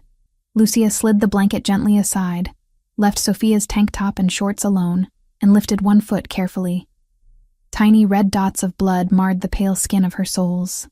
Nothing major, but more than she'd registered at the time. Lucia cleaned them with practiced care, removing a few small slivers of glass and pressing bandages over the worst spots. On the other side of the room, Daniel spoke into a radio, his eyes never leaving the wall of monitors. "East perimeter secure. Team 3 sweeping the tree line. Team 4 checking vehicle tracks at the north access road. No additional movement so far." Anthony watched the feeds like a hawk. Only when Lucia finished with Sophia's feet did he let her come near his arm. "Sit," she ordered him, patting the cushion beside Sophia. He ignored the order to sit, and instead perched one hip on the edge of the coffee table, arm extended over his knee so Lucia could access the wound. Sophia watched as Lucia cleaned away the blood, pulling out embedded glass with tweezers. Anthony barely flinched, jaw tight, but otherwise stoic. Sophia forced herself to look at the damage. The cut was deep enough to need stitches if they were anywhere else. But here, in this world, she had a feeling good enough would be the standard. Lucia disinfected it with ruthless efficiency, wrapped it in sterile gauze, and taped it off. "There," Lucia said. "That will hold for now. You need a proper doctor later, but at least it's clean." "Thank you," Anthony said. But his eyes were already back on Sophia, tracking every micro-expression.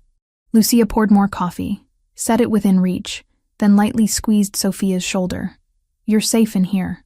The walls are reinforced steel. No one can get through without Mr. Rinaldi's code." Safe. The word felt strange and heavy. Anthony moved back to the couch, this time sitting right beside Sophia, not touching, but close enough that their knees brushed when she shifted. He picked up his own mug, but didn't drink. His bandaged hand shook once, barely visible, before he pressed it against his thigh to still it. "Talk to me," he said quietly. "What's going on in your head?" "Bullets," she said before she could filter it. "I keep seeing that hole above my bed. It's right where my head was when I went to sleep." His jaw tightened. "I know. If you hadn't been in the hall..." Her voice broke, breath catching. "How did you even get there in time?" He exhaled slowly, like he'd been expecting that question. "I couldn't sleep. Security sent me an updated report before midnight. Something in it bothered me.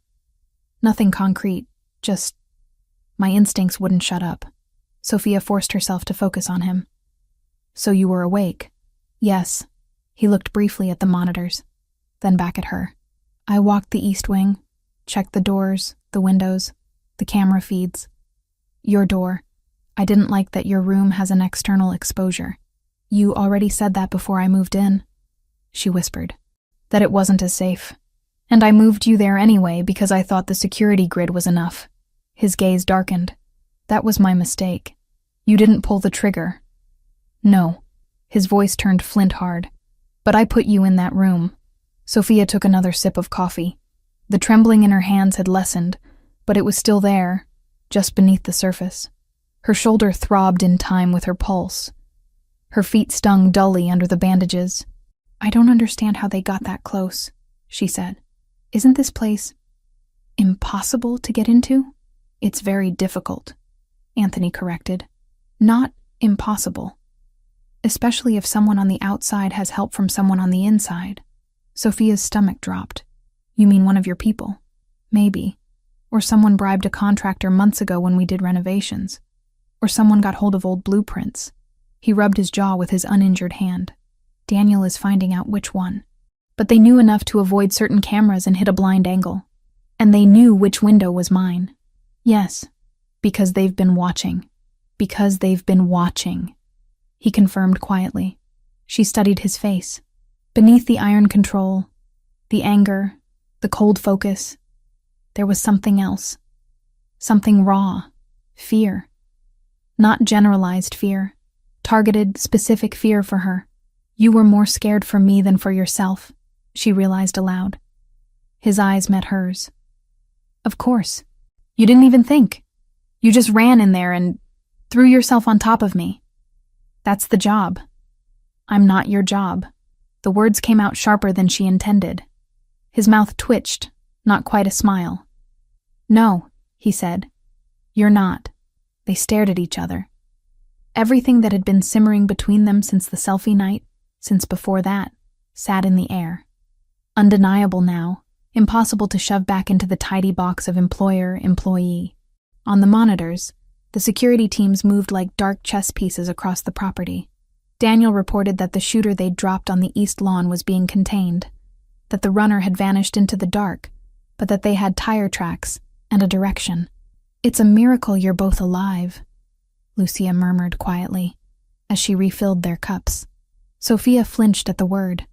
Miracle. It felt like too much, like jinxing it. "I brought her here to protect her," Anthony said. The statement was low, almost more to himself than to Lucia or Sophia. And the first real test of that protection, they get a shooter under her window. "You also got to her in time," Lucia pointed out. "You got to her before the third shot. You kept her from being dragged out of that bed while she was still asleep. That was you too." A muscle in his jaw jumped. "Not good enough." Sophia set her mug down carefully. "Anthony," he looked at her like he was bracing for a blow. "You can't make the shooters appear out of thin air and then blame yourself because they exist," she said. "You didn't invite them. You didn't put the gun in their hands. You got between them and me. I put you in this world," he countered. "I made you part of this by letting you stay. You made me part of this when you started having me in your house 3 days a week," she corrected softly. "When I became part of your routine. When they started taking pictures of me walking out of this door with that bag on my shoulder. The moment I stepped onto this property, I was in it. More than you wanted to admit." He said nothing, but his eyes told her she'd hit the mark. "You offered me a way out," she continued. "You said you could disappear me somewhere they'd never think to look. New name, new life. I did. And you'll still do that if I ask." Yes. His voice didn't waver. Even more so now. The room felt very small. Above them, the massive house, the grounds, the city pulsed along, unaware that everything had shifted for the people behind this steel door. "I'm not deciding that tonight," she said finally. "I can't. My brain is still stuck on the sound of my window being blown apart. That's fair, but I need you to hear something." She forced herself to look him straight in the eye. "I knew there would be danger when I chose to stay. I didn't know it would be like this, but I knew it wouldn't be simple or safe. I stayed anyway. I don't get to pretend I was dragged into this kicking and screaming." "You also didn't sign up for bullets in your bedroom," he said. "There's a difference between accepting abstract risk and having it come through your window at 3 a.m. No argument there." Her lips twisted. "But I also didn't sign up for you hovering outside my door because you couldn't sleep unless you knew I was okay. And I got that too." His eyes softened, the harsh lines of his face easing just a fraction. "You make it sound like a good thing. You're bleeding because you cared enough to be standing in that hallway." She nodded at his bandaged arm.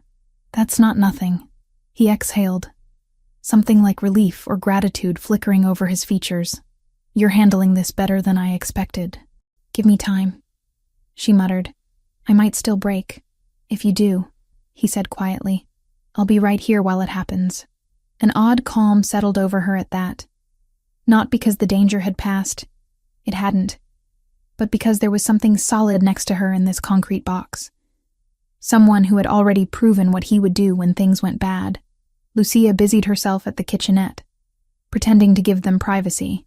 Daniel's voice murmured updates into his radio. The monitors showed the ground slowly emptying of scrambling figures as teams finished their sweeps and returned to their posts. Eventually, the shaking in Sophia's hands dulled to a fine tremor instead of a violent quake. Her shoulders still throbbed, but bearably. Bone-deep exhaustion crept in, heavy and undeniable. "You should try to sleep," Anthony said, noticing the way she struggled to keep her eyes open. "In here." She glanced around the steel-walled room. "You're serious. Nothing gets through these walls." He stood, grabbed extra blankets from a cabinet and shook them out. "We stay down here until the house is completely cleared and the window is boarded up. No exceptions." "What about you?" "I'll be right here." He nodded toward the monitors. "I can watch the feeds from inside this room as easily as from my office." "I mean sleep," she said. "You're human, allegedly. You need it too." "For tonight," he said, a ghost of a smile touching his mouth. "I'll settle for making sure you're asleep." He spread one blanket over the couch and handed her another. The couch wasn't huge, but it was wide enough for 2 people if they didn't mind proximity. "Anthony," she said quietly, as he turned back to the monitors. "I don't want to be alone." He stilled. Slowly, he looked at her over his shoulder. "Not tonight," she added. "Not after that. I know you're trying to be careful, to do this the right way.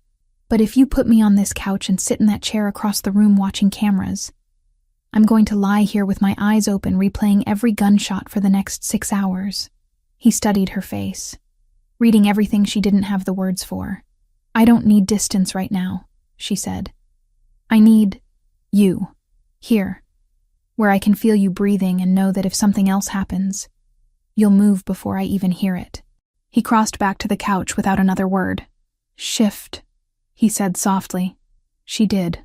He lay down carefully behind her, the couch forcing them close, his chest pressed against her back, one arm sliding under her head as an extra pillow, the other settling over her waist in a loose, protective hold.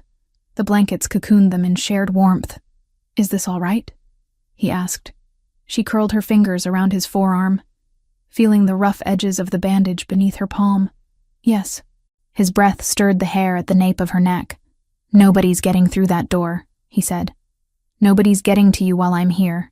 I believe you." It was the simplest truth she had in this moment. The house, the shooters, the betrayals, the what comes next. All of it felt too big, too complex. But the weight of his arm over her, the steady rise and fall of his chest against her back, the memory of how fast he'd moved when the glass shattered, those were tangible. Her eyes drifted to the monitors one last time. Tiny figures moved on the screens, finishing their sweeps, securing the perimeter. The image of her blown-out window appeared on one feed, taped off, lights glaring harshly in the night. She closed her eyes. The echo of gunshots still ricocheted faintly in her skull, but each time the memory tried to sharpen, it bumped up against the reality of Anthony's heartbeat under her hand. Solid. Relentless. Present. She didn't know what she would decide in the morning, whether this was a life she could live with, whether love was enough to make this level of danger bearable. For now, in this steel box underground with a Mafia boss wrapped around her like a shield, she let herself do the one thing her body had been fighting since the glass first broke. She slept. Sophia woke to the low murmur of male voices and the quiet hum of electronics.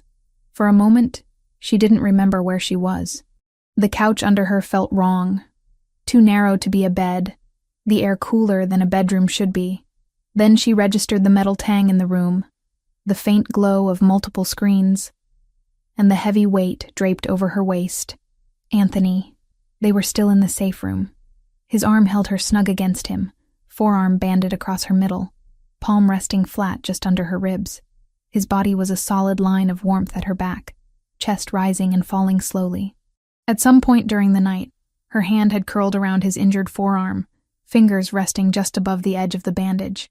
No additional movement on the east side, Daniel was saying quietly from somewhere near the monitors. Team's report clear. We've doubled the rotation on outside posts.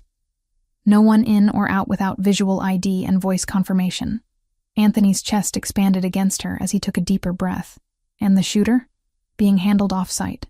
Daniel hesitated. He's not top tier, a hired gun. But he knew enough to avoid cameras and hit that angle. That knowledge came from somewhere we didn't intend. Inside leak, Anthony said. Looks like it. Sophia kept her eyes closed, breathing slow and even. She wasn't ready yet to let go of the illusion of safety that came from pretending she was still asleep. The conversation washed over her in clipped phrases. Perimeter, blind spots, intel, containment. Words that belonged firmly to Anthony's world, not hers. The pattern fits with what we picked up before, Daniel went on. The O'Sullivan chatter about leveraging the translator. The timing matches too. This wasn't random. Sophia's fingers tightened unconsciously on Anthony's arm. His free hand came up, fingers brushing over the back of hers in a brief, reassuring stroke. He knew she was awake. He'd probably known the second she surfaced from sleep. Get me everything you pulled from the shooter, Anthony said. Names, contacts, payment. I want a direct line back to whoever signed off on last night. We'll have more in a few hours, Daniel replied. For now, we know enough. The order to grab her came from O'Sullivan's side. Whether Michael himself signed off or a hothead under him went rogue, that's still unclear. But it's them, the O'Sullivans again. Always circling at the edge of her understanding, faceless and amorphous until last night when their intentions had taken the shape of bullets.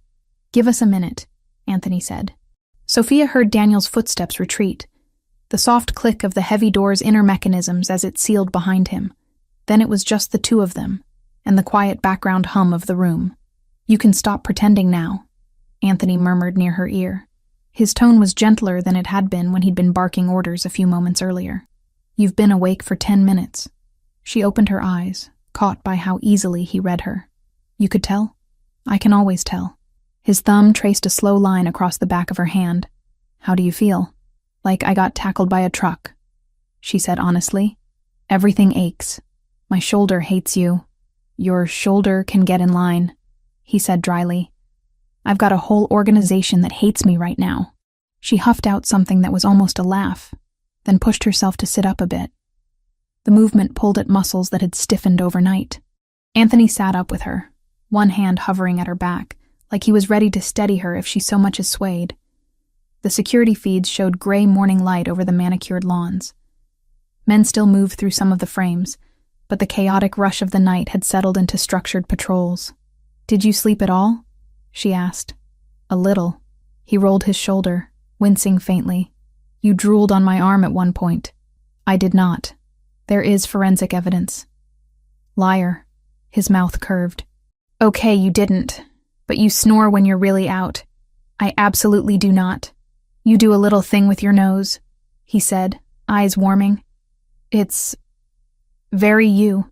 Sophia looked away before he could see how that simple, oddly tender observation hit her. So, the shooter was O'Sullivan's. Shooter suggests a professional, Anthony said. This guy was competent but not elite, which almost makes it worse. Someone with real skill would have cost them more. They thought this job was easy enough for a second-tier asset. Grab the translator, Sophia said slowly. Use her to control you. Something like that. And now? She swallowed. What happens now? Anthony didn't answer immediately. He rose, crossed to the small sink, and splashed water on his face one-handed, careful to keep his bandaged arm mostly out of the stream. When he came back, his hair was damp and his features more awake, but the same hard calculation sat in his eyes. Now, he said, sitting beside her again, we stop being purely reactive. Last night was reactive, she repeated. They made a move. We survived it. We locked down. That's reacting. It keeps you alive in the moment, but it doesn't solve the problem. He laced his fingers together, forearms resting on his thighs. The problem is this. The O'Sullivans think they can use you as leverage. They see you as a piece on the board they can grab and move at will. Until that changes, you're not safe. Not really. Not in Boston, not here, not anywhere. Sophia absorbed that. So how do you change it? You change the calculation. His gaze flicked to the monitors, then back to her. Right now, they think taking you is worth the risk. To fix that, we make the risk unacceptable. Politically, financially, personally. Without open war, she said, remembering his earlier warning. You said that would be bad for business, and everything. Exactly. His mouth thinned. If I go scorched earth, bodies start dropping on both sides, cops get interested, federal agencies start sniffing around. It becomes chaos. Chaos is bad for everyone who depends on me, including you. She hated that this made sense. Hated that her survival now involved terms like politically unacceptable risk and collateral damage. I have a question, she said.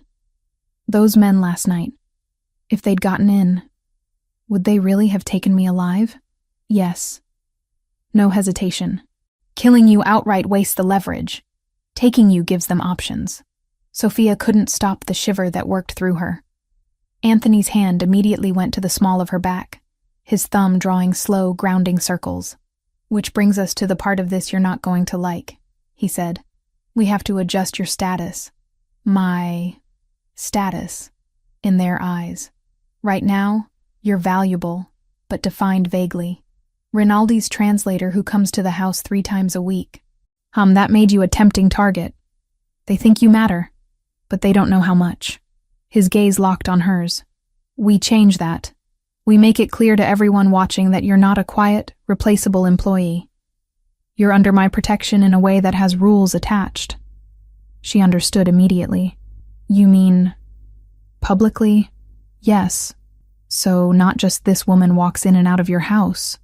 More like this woman is with him. Yes. That makes me more valuable to them, she said, heart thudding. In some ways, he agreed. But it also changes who can credibly touch you. There's a difference between going after a convenient asset and going after someone everyone recognizes as the center of a man's world. The first is opportunistic. The second is an act of war. Not everyone on the O'Sullivan side is eager to pull that trigger. Sophia thought of the phrase from the intercepted messages he'd shown her. Leverage the translator. A clinical term for something ugly. Does this mean last night accelerates whatever you were planning with them? She asked. It forces the issue. Anthony leaned back, stretching his injured arm carefully. We were already moving toward a sit-down. They've been pushing on the edges of my territory for months. This, he gestured upward toward where her destroyed bedroom sat in ruins, is them testing how far they can go. And your answer is, we meet. On neutral ground. Public enough that nobody can pull a stunt without witnesses. Controlled enough that security can do its job.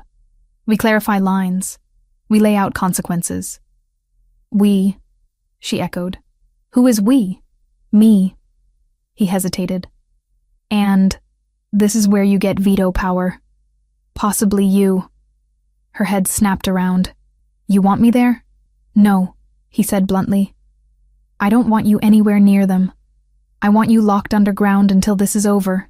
He huffed out a breath. But that's emotion. Strategically, having you visible at that meeting changes the calculus. How? Right now, they're guessing how much you matter. If I show up at a negotiation with you beside me, under obvious guard, it sends a message. This is not a piece you get to move without inviting everything that comes with it. It also puts a face to the abstraction. Makes it harder, psychologically, to talk about you like an object when you're sitting 10 feet away, breathing. You're trying to guilt-trip a Mafia rival, she said slowly. I'm trying to play on every human instinct available, he corrected. People behave differently when they have to look the person they're threatening in the eyes. Even men like Michael O'Sullivan. The name sat heavy between them. The rival she'd only known in theory was starting to take on shape. A man calculating enough to send shooters to her window, but also someone with his own rules and fears. And if I say no? She asked quietly. If I say I won't be paraded into some meeting so you can send a message? Then we find another way. Anthony said immediately. This is your life. You get a say in how it's used. I won't drag you into a room you're not willing to enter.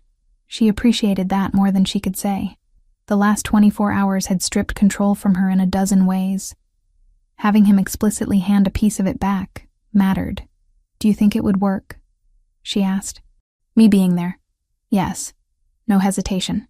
Because it forces them to acknowledge reality. You're not theoretical leverage. You're a person who now knows exactly how far they're willing to go. That knowledge cuts both ways. She stared at the monitors, at the slowly brightening grounds. You said something last night. That if you just hit back now, it's war. So this is you trying something between letting them get away with it and burning everything down. Exactly. She was quiet for a long moment. Then, okay. Anthony blinked. Okay, I'll go, she said. Her voice shook, but the words were steady. If that's what it takes to make them understand I'm not a pawn they get to move without consequences, I'll go. He searched her face. You're sure? No, she admitted. I'm not sure about anything right now. I'm scared out of my mind. But I also know I don't want to spend the rest of my life hiding in safe rooms waiting for someone else to decide I'm done being useful. If being in that room helps draw a line, then I'll be in the room. His hand closed around hers, strong and warm. You're braver than you think, or just too tired to come up with a better argument. She swallowed. What does that even look like? This meeting. We'll set it on territory neither side fully controls. Somewhere both of us have equal reason not to trash. Likely a restaurant that's already accustomed to hosting delicate conversations. His thumb brushed over her knuckles. There will be security on both sides. We agree to weapons rules beforehand. I'll have snipers in place. He'll have spotters. Everyone will know everyone is covered. That keeps egos in check. And me? You'll be escorted in with me, he said. Daniel driving, my men closest. You between us. You won't be alone for a second. You won't sit next to Michael. You won't speak to him directly unless you choose to. You're there as fact, not bait. Anthony. He tightened his grip once, sensing her rising panic. You'll be safe. As safe as anyone can be in a room like that. They can't touch you there without setting off something none of them actually want. You keep saying, they don't want war, Sophia said. But last night looked a lot like someone flirting with it. Someone under Michael. Anthony said. That's my read anyway. A hothead lieutenant trying to impress the boss by bringing him a shiny bargaining chip. Me. You. His mouth hardened. If Michael had personally ordered a full-scale move, it wouldn't have been 2 shooters on my lawn at 3 a.m. It would have been a coordinated hit on multiple fronts. This was pressure. A test. Now I push back and see whether he reins his people in or doubles down. She realized, with a sudden startling clarity, that this was what leadership looked like in his world. Not just violence, chess, reading pressure points, knowing when to press and when to pull back, knowing when to walk into a room full of enemies and trust that the rules holding everyone in place would actually work. If we go, she said slowly. You have to promise me something. Name it. No cowboy moves. No dramatic lunges. No deciding in the moment that you're going to take him out because you're sick of this dance. I'm agreeing to walk into that room on the assumption that we're there to talk, not to start the war you said would destroy everything. His lip curled faintly. You really think I'm that reckless? I think you love me enough to do something stupid if he so much as looks at me wrong, she said, the words slipping out before she could catch it. Silence fell between them. She felt heat climb her neck. She hadn't planned to say that now, raw and unarmored in the bright light of the safe room. Anthony's grip on her hand tightened again, just a fraction. You're right, he said quietly. I do, and I won't. No cowboy moves. No first shots from our side. We go in with the intent to leave with fewer enemies than we walked in with. And if he doesn't play by those rules, then, Anthony said, eyes going colder than she'd ever seen them, we adapt. But I won't drag you into that room as cover for something I intend to do anyway. That's not who I am. She searched his face. Believed him. The inner door clicked again. Daniel stepped in, tablet in hand. Sorry to interrupt, he said. We've got more from the shooter, and I've put feelers out toward O'Sullivan. He's already heard about last night. Word is he's not pleased. Not pleased it failed? Sophia asked before she could stop herself. Not pleased it happened, Daniel answered, surprising her. A stunt like that without his clear approval makes him look like he can't control his own house. That's bad for a man like him. Bad for business. Anthony's mouth twitched in something that wasn't quite a smile. So he has a mess to clean up, same as I do. Exactly, Daniel said. He's more likely to sit down now, if only to make sure no one else under him gets creative. Good. Anthony rose, all business again. Reach out. Tell him I want to meet. Today. Neutral ground. Daniel nodded. And Miss Grant? She comes, Anthony said. Daniel's eyes flicked to Sophia, gauging her reaction. You're sure? No, she said honestly. But I'm coming anyway. A brief glint of respect crossed Daniel's face. Understood. I'll pick a place with good sightlines and bad cell service. When Daniel left again, Anthony turned back to her. We have a few hours before anything happens. Try to rest if you can. Eat. Shower. We'll move you to an interior room to change. No windows. No more windows for me, she said weakly. Not for a while, he agreed. Interior walls only. She let him help her stand. Her legs felt unsteady, but they held, as they stepped out of the safe room into his office. The house felt different. Less like a fortress, more like a held breath. Upstairs, somewhere behind plaster and paint, her old room sat in ruins, bullet holes in the walls and shattered glass ground into the rug. Ahead of her, a future that now included walking into a private negotiation with a man whose people had tried to steal her from her bed. Between those two realities walked Anthony, one step ahead, his bandaged arm hanging at his side, his shoulders squared. Sophia followed, heart pounding, fully aware that there was no such thing as being half in this life anymore. He didn't kiss her in the car. The entire ride back from the restaurant, Sophia felt the words he'd said replaying in her chest, heavy and impossible to ignore. In the private room with Michael O'Sullivan, under too bright lights and too many eyes, Anthony had said it like an undeniable fact, that he loved her, that she wasn't leverage, that touching her would be treated as an act of war. He had looked at her as he said it, not at his rival, like he needed her to hear it just as clearly as Michael did. But in the SUV inching through late-night Manhattan traffic, he kept his hands to himself. Daniel drove, focused on the road. 2 other security cars flanked them, one in front, one behind. The city outside the tinted windows pulsed with its usual energy.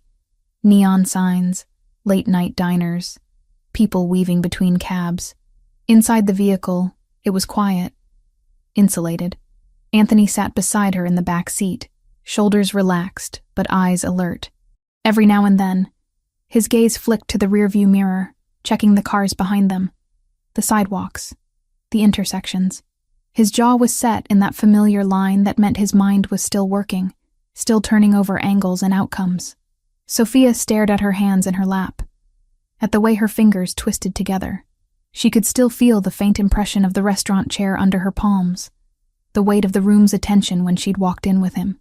She could hear Michael's accented voice, cold and assessing, as he'd apologized for a foolish subordinate over a glass of expensive whiskey. They had survived it. No one had raised a weapon. No one had made a sudden move. The truce had held. Now came the part that scared her in a different way. At a red light, Anthony finally looked directly at her. "You okay?" It was a simple question, and she could have answered it with a lie, and they both would have recognized it. Instead, she said, "Ask me again in the morning." He inclined his head. "Fair." She studied his profile for a moment. The set of his mouth was thoughtful rather than tense now. The fury he'd carried into the meeting had cooled into something quieter, resolved rather than explosive. "You meant it," she said softly. "What you said in there." His gaze came back to her, focused and unguarded. "Yes." "You told him you love me." The word still felt fragile in her mouth, like something that could shatter if handled too carelessly. "You told your rival that the woman he tried to use against you is the person you're in love with." "Yes," he said again, like there was no other possible answer. "And you said it for him to hear it," she went on, forcing herself not to look away. "But you also said it for me, didn't you? For both of you," he admitted. Michael needed to understand what he was dealing with. "And you—" His fingers flexed once on his thigh. "You deserve to hear it somewhere other than in the middle of a crisis bunker or shouted over gunfire." She let out a shaky breath that was almost a laugh. "You're not very good at timing." "I'm learning," he said dryly. The light changed. The SUV moved forward. Sophia watched their reflections slide along the dark glass of a storefront. A man and a woman sitting with too much space between them, both pretending to be calm. "When we get home," Anthony said after a moment, "we're going to have one conversation, before we talk about anything else. Before I get dragged into calls and debriefs and security briefings." "One conversation," she repeated. "About what?" "About everything," he said. "About what you want. About whether you're still in this. About what this even is." His mouth twisted. "That deserves to happen without Michael O'Sullivan watching me like a hawk from across a table." Her heart did a strange, complicated thing. Okay. The mansion was quieter than she'd ever seen it when they pulled through the gates. Security was visible now in a way it hadn't been before.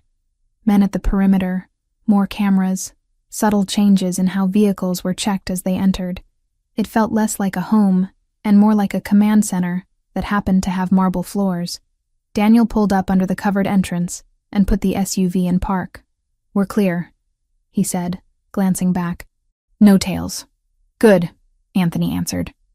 "Get some sleep. We'll debrief in the morning." Daniel's gaze flicked to Sophia. A brief, respectful nod. "You did well in there," he said. "Most people without training wouldn't have lasted 5 minutes at that table." "Thank you," she said, meaning it. Inside, the house swallowed them with warmth and soft lighting. It smelled like whatever Lucia had been cooking earlier, faint traces of garlic and tomato and something sweet. For a moment, as they walked down the hallway toward his office, Sophia could almost pretend they'd just come back from a normal dinner date. It was the almost that hurt. Anthony opened the door to his office and gestured for her to go in first. When the door clicked shut behind them, the rest of the house seemed to fall away. The room was lit by the lamp on his desk, casting everything in amber. He didn't go behind the desk, didn't sit in his usual chair. Instead, he stopped in the middle of the room and turned to face her fully. "Sophia," he said quietly. There was something in his voice that made her straighten instinctively. "This is the part where you tell me you changed your mind," she asked, intending to make a joke of it and failing. The words came out too thin. "No," he said. "This is the part where I make sure you know exactly what my mind is."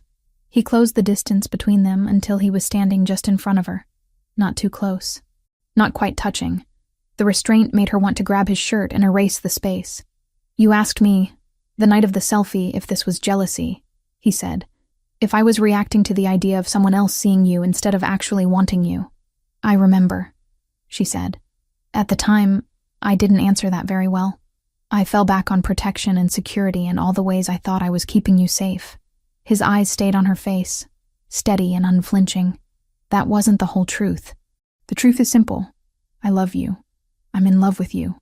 I have been for a long time. She swallowed hard. Since when? The 3rd week you worked for me, he said without hesitation. You corrected a translation that would have cost me a lot of money and a lot of face. You were nervous about telling me I was wrong, but you did it anyway because getting it right mattered more to you than whether I liked it. His mouth softened slightly at the memory. I went home that night more rattled than I'd been in years. I told myself it was because I'd almost signed a bad contract. It took weeks before I admitted to myself that it was because of you. Her throat tightened. And you decided, what? That you weren't allowed to want me? That I wasn't allowed to act on it, he corrected. Wanting you was unavoidable. Acting on it meant pulling you into this world in a way you hadn't consented to. It meant making you a target instead of someone the O'Sullivans only suspected might matter. And now I am one anyway, she said softly. A target. Because they escalated. His jaw hardened. Because they broke rules that were supposed to hold tacitly between us. They came into my home and tried to take you out of your bed. That changed things. In what way? In the way that any illusion I had about protecting you by keeping you at arm's length is gone. He exhaled slowly. You're in it, Sophia, through no fault of your own. That wasn't your choice. What is your choice now, is whether you want to be in it with me. She let that sink in. He wasn't pretending anymore. Not hiding behind professionalism or security concerns. He was putting the question in the middle of the room and waiting for her to pick it up. That's what tonight was about for you, she realized. Not just sending a message to Michael. Proving to me, and to yourself, that you're not going to hide me in the shadows while you pretend I'm expendable. Yes, his voice softened. I wanted him to see that if he touched you, he'd be touching me, not just my operations. Me. And I wanted you to hear, without sirens or gunshots or adrenaline, that I'm done lying to myself about how I feel. Silence stretched between them. Sophia's heart hammered, but there was a strange calm underneath it, like her mind had finally caught up to where her body had been for weeks. You asked me in the safe room if I wanted out, she said. If this was too much. If I needed to walk away. That was the one thing you never asked me in your office in the beginning, when you kept me at a distance. You made that decision for me back then. I did, he said. I convinced myself I was doing it for your good. That choosing for you was the only way to keep you safe. I was wrong. And now, she pressed, if I said right now that I can't do this, that it's too dangerous, that I want to go to Boston and pretend I never met you, would you let me? His eyes closed briefly. When he opened them again, they were raw. Yes, he said. I'd hate it. I'd fight it internally every second. But I'd let you go. I'd move heaven and earth to make sure you were protected wherever you went. I'd reroute resources, put people on you who never show their faces. You'd never see me again. But you'd be safe. The ache in her chest sharpened. He meant it. That was the worst part. He would let her walk away if she asked, would break his own heart, and build her a fortress somewhere else. Because he'd decided that was what loving her required. It would be easier to leave, she realized. Simpler. Cleaner. No meetings with dangerous men. No safe rooms. No waking up to gunfire. Just a new city. A normal job. A life where her biggest concern was whether the subway made her late. You talked about being selfish, she said slowly. About bringing me into this house because you couldn't stand the idea of me leaving. You know what's selfish on my side? What? Wanting you anyway, she whispered. Knowing what this life looks like now. Knowing what last night felt like and still wanting a future that has you in it. That's not rational. It's not sensible, but it's real. He took half a step closer. Sophia, you asked me earlier if I was still in this, she said. If I still felt the same after hearing bullets come through my window. I'm still here. I went into that meeting with you. I watched you sit across from a man who would have happily used me against you, and I didn't run. That has to count for something. It counts for everything, he said quietly. She drew in a shaky breath. I love you too. The words landed between them like a physical thing. Anthony looked like someone had punched the air out of his lungs. For a second, he didn't move. Then very slowly, his composure cracked. Not in any dramatic way. No tears, no collapse. Just a subtle softening of his entire face. A naked relief that made him look younger, less carved from stone. Say it again, he asked. His voice was rough. Please, I love you. The fear didn't go away when she said it. Neither did the awareness of what that meant, of what it would cost. But the truth was solid under all of that. I have for a long time. I tried to stop. I tried to move on. I tried to take a job in another state to make this easier on both of us. None of it worked. He closed the last bit of distance between them and lifted his hands to her face. Fingers framing her jaw, thumbs brushing along her cheekbones. You understand what you're choosing, he said. The danger. The instability. The nights like last night. I understand enough to know it's not going to be easy, she said. And I also understand that every time I imagined leaving, it hurt more than the idea of staying and being afraid. He kissed her then. It was nothing like the stolen moments in the kitchen, or the desperate collision of mouths in the safe room when they'd thought the world might end. This kiss was deliberate. Slow. His lips on hers. Firm and reverent. Like he was sealing something rather than testing it. Sophia rose onto her toes, hands fisting in the front of his shirt, pulling him closer. His fingers slid into her hair, deepening the kiss in gradual increments, giving her room to breathe or pull back or change her mind. She didn't. When they finally broke apart, breathing slightly faster, his forehead rested against hers. His hands stayed in her hair, thumb stroking the sensitive skin just behind her ear. I need to make you another promise, he said quietly. 2, actually. Okay, she whispered. First, he said, I will never lie to you about danger to make you more comfortable. I won't tell you you're safe when you're not. I won't minimize threats because I'm afraid you'll leave if you see them clearly. If something is coming, you'll know. She nodded, swallowing hard. And the second? The second is that loving you doesn't erase what I am. His voice stayed gentle, but the words were iron. I won't pretend this life is something it isn't. I won't tell you fairy tales about getting out clean in a year or two. I have legitimate businesses now, yes, but the parts of my world that draw men like O'Sullivan don't disappear because I want them to.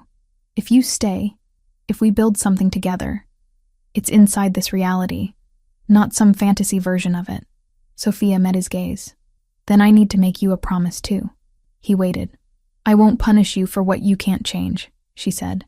I won't pretend I didn't know what I was signing up for, and then hold it over your head every time something scares me. She drew in a breath. But I also won't stop calling you out if you hide behind that's how it is to avoid doing better where you can. His mouth curved slowly. You're going to be trouble. You knew that when you fell for me fixing your translations. She shot back. True, he conceded. He kissed her again, softer this time. And when they parted, he didn't move far. His hand slid down to rest lightly at her waist, fingers splayed. So what does this, us, actually look like now? She asked. Day to day. Messy, he said honestly. There will be days when it feels normal. Breakfast in the kitchen, you working on translations, me yelling at contractors. There will be days when the phone rings and I have to leave in the middle of dinner. Nights when security wakes us up because someone did something stupid 3 boroughs over and it ripples back here. And me? You, he said, will not be a ghost in this house anymore. Everyone already knows you're here. After tonight, they know exactly what you are to me. You'll still work if you want to. Translate, write, whatever path you carve out. You'll have security shadowing you in ways that will annoy you and sometimes scare you. You'll have a say in decisions that affect your safety. You'll see parts of this world most people only read about. You make it sound like a job description, she said wryly. In a way, it is, he admitted. Not a job. A role. The person at my side in this life isn't ornamental. It's not just about feelings. It's about trust, about judgment, about being willing to tell me when I'm being an idiot. You are an idiot sometimes, she said. I know. His gaze softened again. That's one of the reasons I need you. The weight of what he was offering settled over her. Not a fairy tale. Not a rescue. A partnership built in a dangerous world, grounded in hard truths and complicated logistics. Her mind flickered briefly to Ryan in Ohio, to the promise of Boston, to the version of herself who might have taken that job and never woken to gunshots or sat across from an Irish mobster in a restaurant. That version lived in a universe parallel to this one, forever out of reach now. This doesn't mean I won't get scared, she said. I expect you to get scared, he answered. If you weren't, I'd be worried. And it doesn't mean you get to make unilateral decisions for my own good anymore, she added. If you're going to change our lives in a major way, I get a vote. He nodded. You have my word. On everything? She pressed. On everything that touches you, he said. I can't promise you a seat at every business discussion. Some things are ugly in ways you don't need in your head. But if it affects your safety, your freedom, your life, you're in that conversation. No exceptions. She believed him.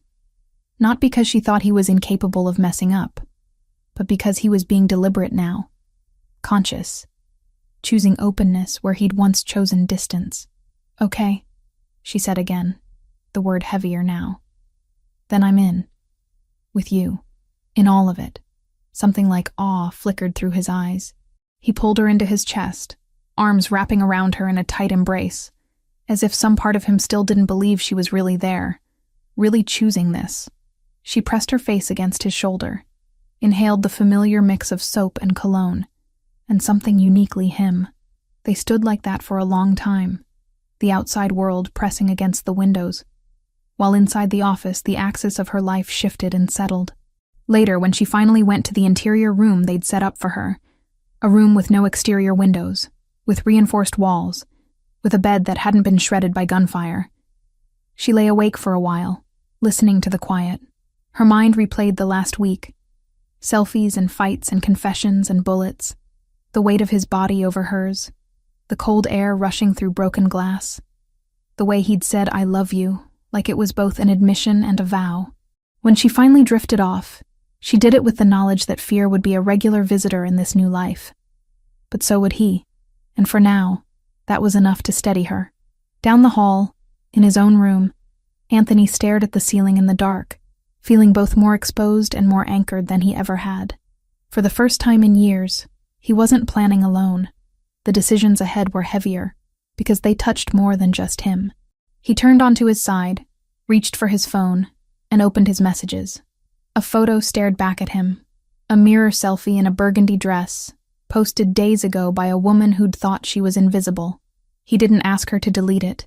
He set the phone down, closed his eyes, and let himself imagine, just for a moment, that all the things they'd promised each other in his office were possible. In the fragile quiet between one crisis and the next, that belief was the only thing that made the rest of it make sense. 6 months later, the house didn't feel like a fortress anymore. It felt like a place that had learned how to breathe again. The changes were subtle if you didn't know where to look. Extra cameras tucked into eaves. New guards at the gate, more rotation on the night shifts, a different brand of SUV in the garage with reinforced panels you couldn't see unless you knew what you were seeing. But the rhythms of the mansion had settled into something that felt almost normal. Sophia stood at the kitchen counter, laptop open, morning light pouring through the interior courtyard windows. She'd claimed this spot as her workspace most days, ignoring the more formal office Anthony had offered her. The kitchen felt alive, staff coming and going, Lucia humming under her breath as she prepped meals, the occasional guard slipping in for coffee. It grounded her in a way 4 walls and a big desk never would. On the screen, a PDF contract blinked back at her. At the top, in clean serif font, was the name of a small New York publishing house. Below that, her own name, Sophia Grant, followed by the words, Translator of Record. She read the final clause again, even though she'd memorized it 2 days ago. Exclusive world English rights, modest advance, royalty percentage, nothing extraordinary in the grand scheme of publishing. But to her it felt enormous. You're frowning at good news, Anthony said from behind her. She hadn't heard him come in, but she knew that voice anywhere. She turned to find him leaning in the doorway, white dress shirt rolled to his forearms, dark slacks. No tie yet. Mourning suited him. They softened the edges of the man who spent his nights putting out fires. "I'm not frowning," she said. "I'm processing." He pushed off the doorframe and crossed the room, coming to stand beside her. The faint smell of his cologne and coffee wrapped around her, familiar and comforting. "Processing the part where your name is going to be on the cover of a book?" he asked. She shrugged, unable to hide the small smile tugging at her mouth. "Maybe." Anthony bent, resting one hand on the counter, the other on the back of her chair, effectively caging her in. He glanced at the screen, then at her. "Sign it," he said. "You earned this." "You read the whole thing?" she asked. "Twice." His mouth curved. "Very boring. No hidden clauses about selling your soul to the Irish or stipulations that you must cease all association with dangerous men. Tragic," she murmured. "Those are my favorite clauses." He kissed the top of her head, the gesture easy now in a way it hadn't been months ago. Affection no longer felt like something snatched in stolen moments. It was woven through their days. Touches at breakfast, quick kisses in hallways, fingers brushing in passing. "Are you nervous?" he asked. "Yes," she admitted, "but in a good way. The kind of nervous that means something matters. Then that's the right kind." He straightened. "You should tell her today. She'll want to know." "Her who?" Sophia asked, even though she already knew. "My sister," he said. "Valentina. She flies in today. It would be a shame if you waited until she was here 5 minutes before dropping by, the way I'm getting published." "Right." Sophia's stomach fluttered with a very different kind of nervousness. "No pressure or anything? Just meeting your sister who thinks you're a semi-respectable businessman and not—" She gestured vaguely. "You." "I told her the truth," he said. "My version of it. Enough that she understands the world she's coming home to. She's not fragile, Piccola. Little one. She's stubborn. You'll like her." "She's your sister," Sophia said. "I'm terrified." "You face down Michael O'Sullivan across a table," Anthony reminded her. "Valentina is easier. She doesn't carry a gun. She just carries very strong opinions and a stethoscope. That's not comforting." He reached past her and tapped the screen. "Sign the contract. Then we'll worry about my sister judging me." She took a breath, clicked where indicated, and watched her name rendered digitally at the bottom of the document. It felt anticlimactic for something that changed so much and yet so little at the same time. "There," she said. "Done." Anthony's hand came to rest on the back of her neck, thumb skating gently over the base of her skull. "I'm proud of you." She tilted her head back to look at him. "You helped. I didn't translate those chapters," he said. "I didn't stay up until 2 a.m. arguing with 19th century Italian syntax." "No," she conceded. "But you did read every version and pretend you weren't enjoying it." "I didn't pretend," he said. "I was enjoying it." "Your voice comes through even when it's someone else's words." Warmth spread through her chest at that. There had been a time when she doubted she had a voice at all. Now, between his world and her work, she was starting to believe she had several. The house phone on the wall buzzed. Lucia answered, listened, then turned toward them. "Gate says your 9 o'clock is early," she said to Anthony. "He's at the front." "Of course he is," Anthony muttered. He kissed Sophia once more, quick and soft. "Duty calls. Save me a copy of that contract. I'm framing it." She rolled her eyes. "That's weird. I'm a weird man." He winked at her and left, the door swinging shut behind him. Several hours later, the weirdness of their life reasserted itself in a very different way. Sophia was in the library when the alarm on her phone buzzed, a benign, everyday chime she'd set herself, not the piercing tone of the security system. It read, "Anthony's car check." She frowned, momentarily confused, then remembered. 2 weeks ago, after a particularly unsettling briefing about improvised explosives being used in Europe, Daniel had suggested randomizing vehicle checks before Anthony left the compound.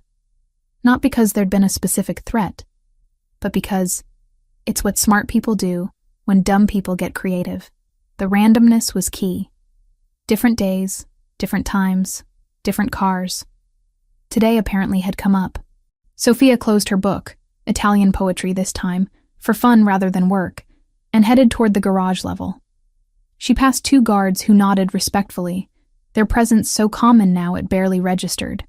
6 months ago, knowing there were armed men in every hallway would have set her on edge. Now, it was just Tuesday. The garage was cool, and smelled faintly of motor oil and new tires. Anthony stood near the black sedan he used for most of his city appointments. Jacket off, sleeves rolled. He and Daniel were in tight conversation, their posture taut. "What's going on?" Sophia asked, slowing her steps. Both men looked up at her. Daniel's expression was a controlled blank. Anthony's was not. There was a line between his brows she recognized, one that only appeared when something had tripped his internal alarms. "Stay there," he said. She stopped immediately. Old habits from the shooting night hadn't gone anywhere. Daniel gestured toward the car. Routine inspection picked up something odd under the chassis. Weight differential, magnetic signature. "We called in the techs. They found this." He pointed to a small metallic device resting on a cart a good 20 feet from the nearest vehicle. It was about the size of a paperback book, matte black, with a mess of wires and a blinking red light that made Sophia's skin crawl. "Is that—" "Yes," Anthony said, or at least it was. "Inert now. They've disabled the trigger, but it's a bomb." She felt oddly calm. The panic she might have expected didn't crash over her the way it had with the gunfire. Maybe because this time it hadn't gone off, because they were standing here intact, having discovered it rather than survived it. "Do we know who?" she asked. "Not yet," Daniel said, "but we will. There aren't many groups with both the nerve and the know-how to plant that under your car on this property." "The O'Sullivans?" Sophia asked. "Unlikely," Anthony said. "We have an agreement. This is the kind of sloppiness Michael can't afford. If he wanted to break the truce, it wouldn't be like this." Sophia thought of the names she'd learned over the past months, the organizations that floated at the edges of their world. Russians, Albanians, cartels, people whose operations intersected with Anthony's in complicated webs of territory and money. "So someone else wants your attention," she said. "They didn't get the memo that you're busy keeping an Irish truce." "Everyone wants attention," Anthony muttered. "Some just ask for it with bombs instead of meetings." "Boss," Daniel cut in, "they're sweeping the rest of the fleet. We'll have an answer on whether this was a one-off or a more enthusiastic installation soon. For now, we're locking down vehicle movement." "Do it," Anthony said. He looked back at Sophia. "You're not leaving the property until I say otherwise." She lifted an eyebrow. "Because of that?" "Yes. What if I promised to wear a helmet?" His mouth twitched unwillingly. "Not funny. Little bit funny." He closed the distance between them in 3 long strides. "Sophia." She sobered. "Okay. I won't argue. I like not exploding. It's become a new hobby." Daniel made a choked sound that might have been a laugh. "I'll let you know when we have something concrete," he said, then moved away, already barking orders into his radio. Anthony took her hand, fingers sliding between hers. They walked back up to the main floor together, leaving the cool garage and its ugly discovery behind. "You're not freaked out," he observed as they reached the hallway. "I am," she said, "but it's a different flavor than last time. Less blindsided. You're getting used to this," he said quietly. "I'm getting better at existing with it," she corrected. "There's a difference. I don't think you ever really get used to people trying to blow you up." "No," he agreed. "You don't." They ended up in the small sitting room off the library, one of the cozier spaces in the house, with deep chairs and shelves of books that looked actually read rather than curated. Sophia curled into an armchair.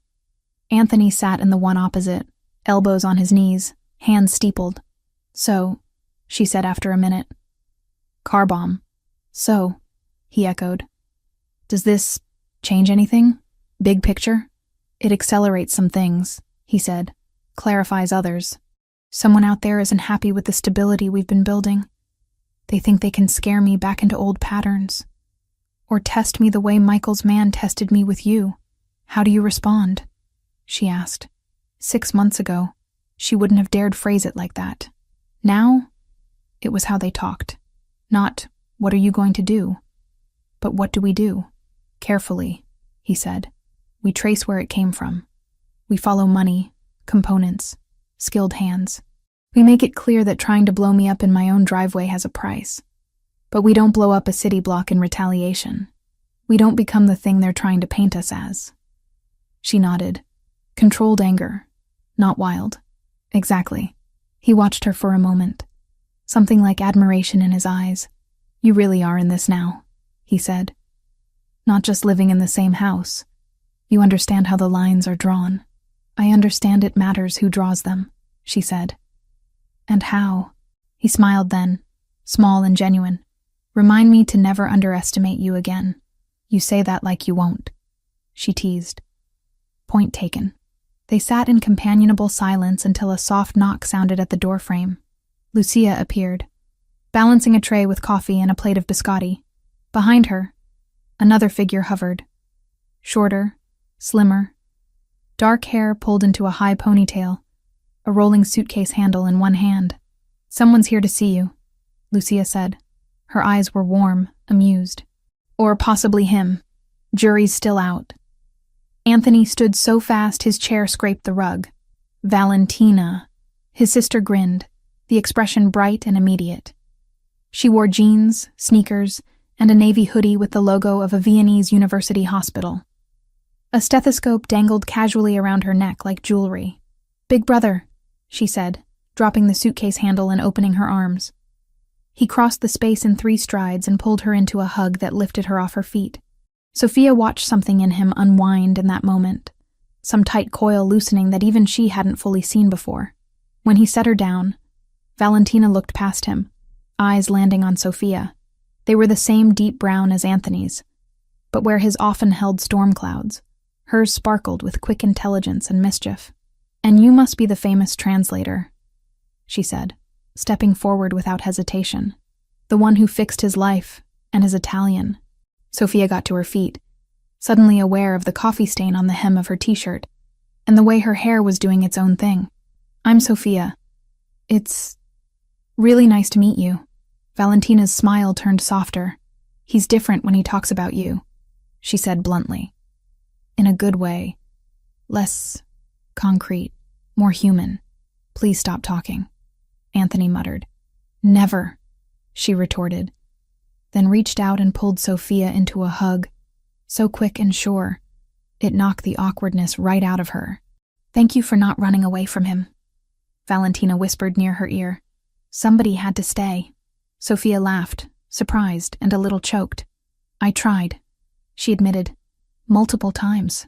"I know," Valentina said, pulling back. "He called me in the middle of the night when you accepted that job in Boston. I told him he was an idiot." "You did," Anthony said. Repeatedly, Valentina stepped back and took them both in with a doctor's assessing eye. "You look good," she pronounced. "Both of you. Slightly haunted, but good." "Car talk can wait," Anthony cut in lightly. "You just got off a 9-hour flight. Sit. Lucia will feed you until you forget airplane food is a thing." Lucia, already setting down the tray, snorted. "I'm not a magician, but I can try."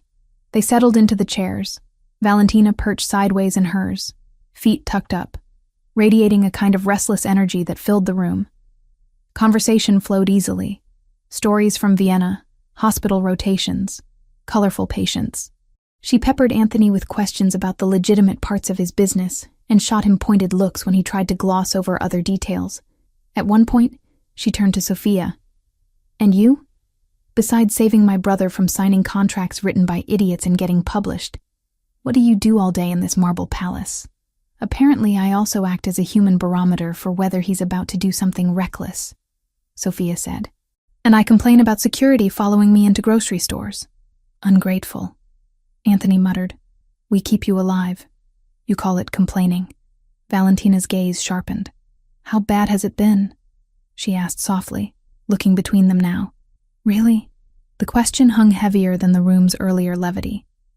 Anthony opened his mouth, but Sophia spoke first. Bad enough that I don't sleep through every night, she said. But not so bad that I regret staying. Valentina studied her. Then she looked at her brother. And you? Any regrets? Only about the time I wasted, he said, before I stopped pretending I didn't want this.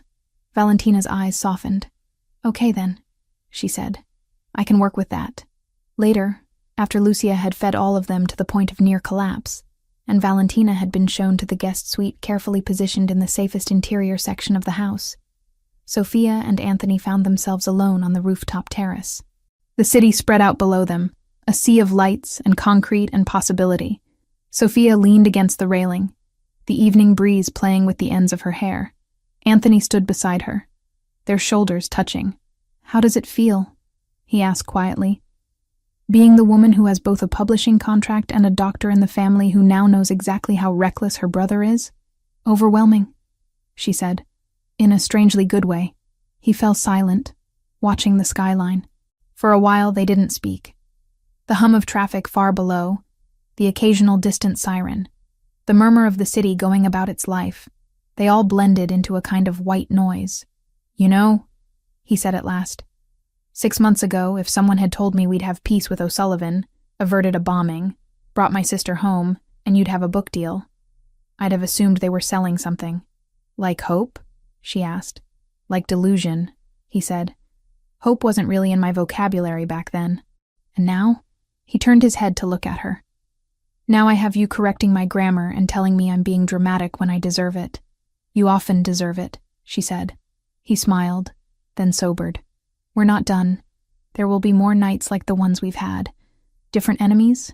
New angles? This isn't a happily ever after. It's a work in progress. You mean life, she said. Yes. He reached for her hand, lacing their fingers together. You still okay with that? She looked out at the city. Somewhere out there, other lives were unfolding. Simpler, maybe, or just complicated in different ways. She thought of her younger self, sitting in a cramped apartment with a translation gig and a crush on her boss, convinced she was invisible. She thought of the woman who'd posted a mirror selfie as both a test and a farewell. I'm not sure okay is the right word, she said slowly. But I'm here, on purpose, with you. That feels like the only thing I'm certain about. That's more than I ever expected, he said quietly. Down below, in the glow of the mansion's windows, Lucia moved through the kitchen, probably prepping breakfast for the next morning. Somewhere on the property, Daniel checked a perimeter camera, scanning for patterns no one else saw. In a guest room, Valentina texted friends in Vienna that she'd arrived, and her brother was less of a robot than advertised. Earlier, she'd finally made the call she'd been avoiding. Ashley answered on the first ring, a rush of relief and fury tangled together in her voice. Sophia kept it simple, safe, promised she was all right, and promised again that she hadn't vanished on purpose. When Ashley's anger broke into shaky laughter, Sophia found herself laughing too, damp-eyed and grateful. They set a date for coffee in a crowded cafe, soon, somewhere public, somewhere normal, somewhere Daniel could watch without being seen. Anthony had agreed without hesitation, because protecting Sophia didn't have to mean erasing everything that had once been hers. Life kept moving. Threats would come and go. Deals would be made and broken. Somewhere out there, someone was probably already sketching out the next stupid idea involving Anthony Rinaldi's name. But up here, on this terrace with the city laid out before them, Sophia let herself lean into him, resting her head on his shoulder. His arm came around her automatically, fitting like it had always been meant to be there. I spent years trying not to be seen, she said softly, thinking invisibility was safer, that if no one really looked at me, nothing bad could happen. And now? He asked. Now I know that being invisible isn't the same thing as being safe, she said. It's just empty. This is terrifying, but it's also real. He kissed her temple. You're not invisible anymore. No, she agreed. And for the first time, I don't want to be. They stood there until the air grew colder, and the city lights blurred at the edges of her vision from fatigue. Eventually, they went back inside, closing the terrace door gently behind them. The world outside would always be dangerous, unpredictable, messy. Their life together would never be neat. But as Sophia walked down the hallway, passing the room where her first bullet-scarred suite had once been, and the safe room that had become both prison and refuge, she realized something simple and startling. She wasn't surviving his world anymore. She was living in it.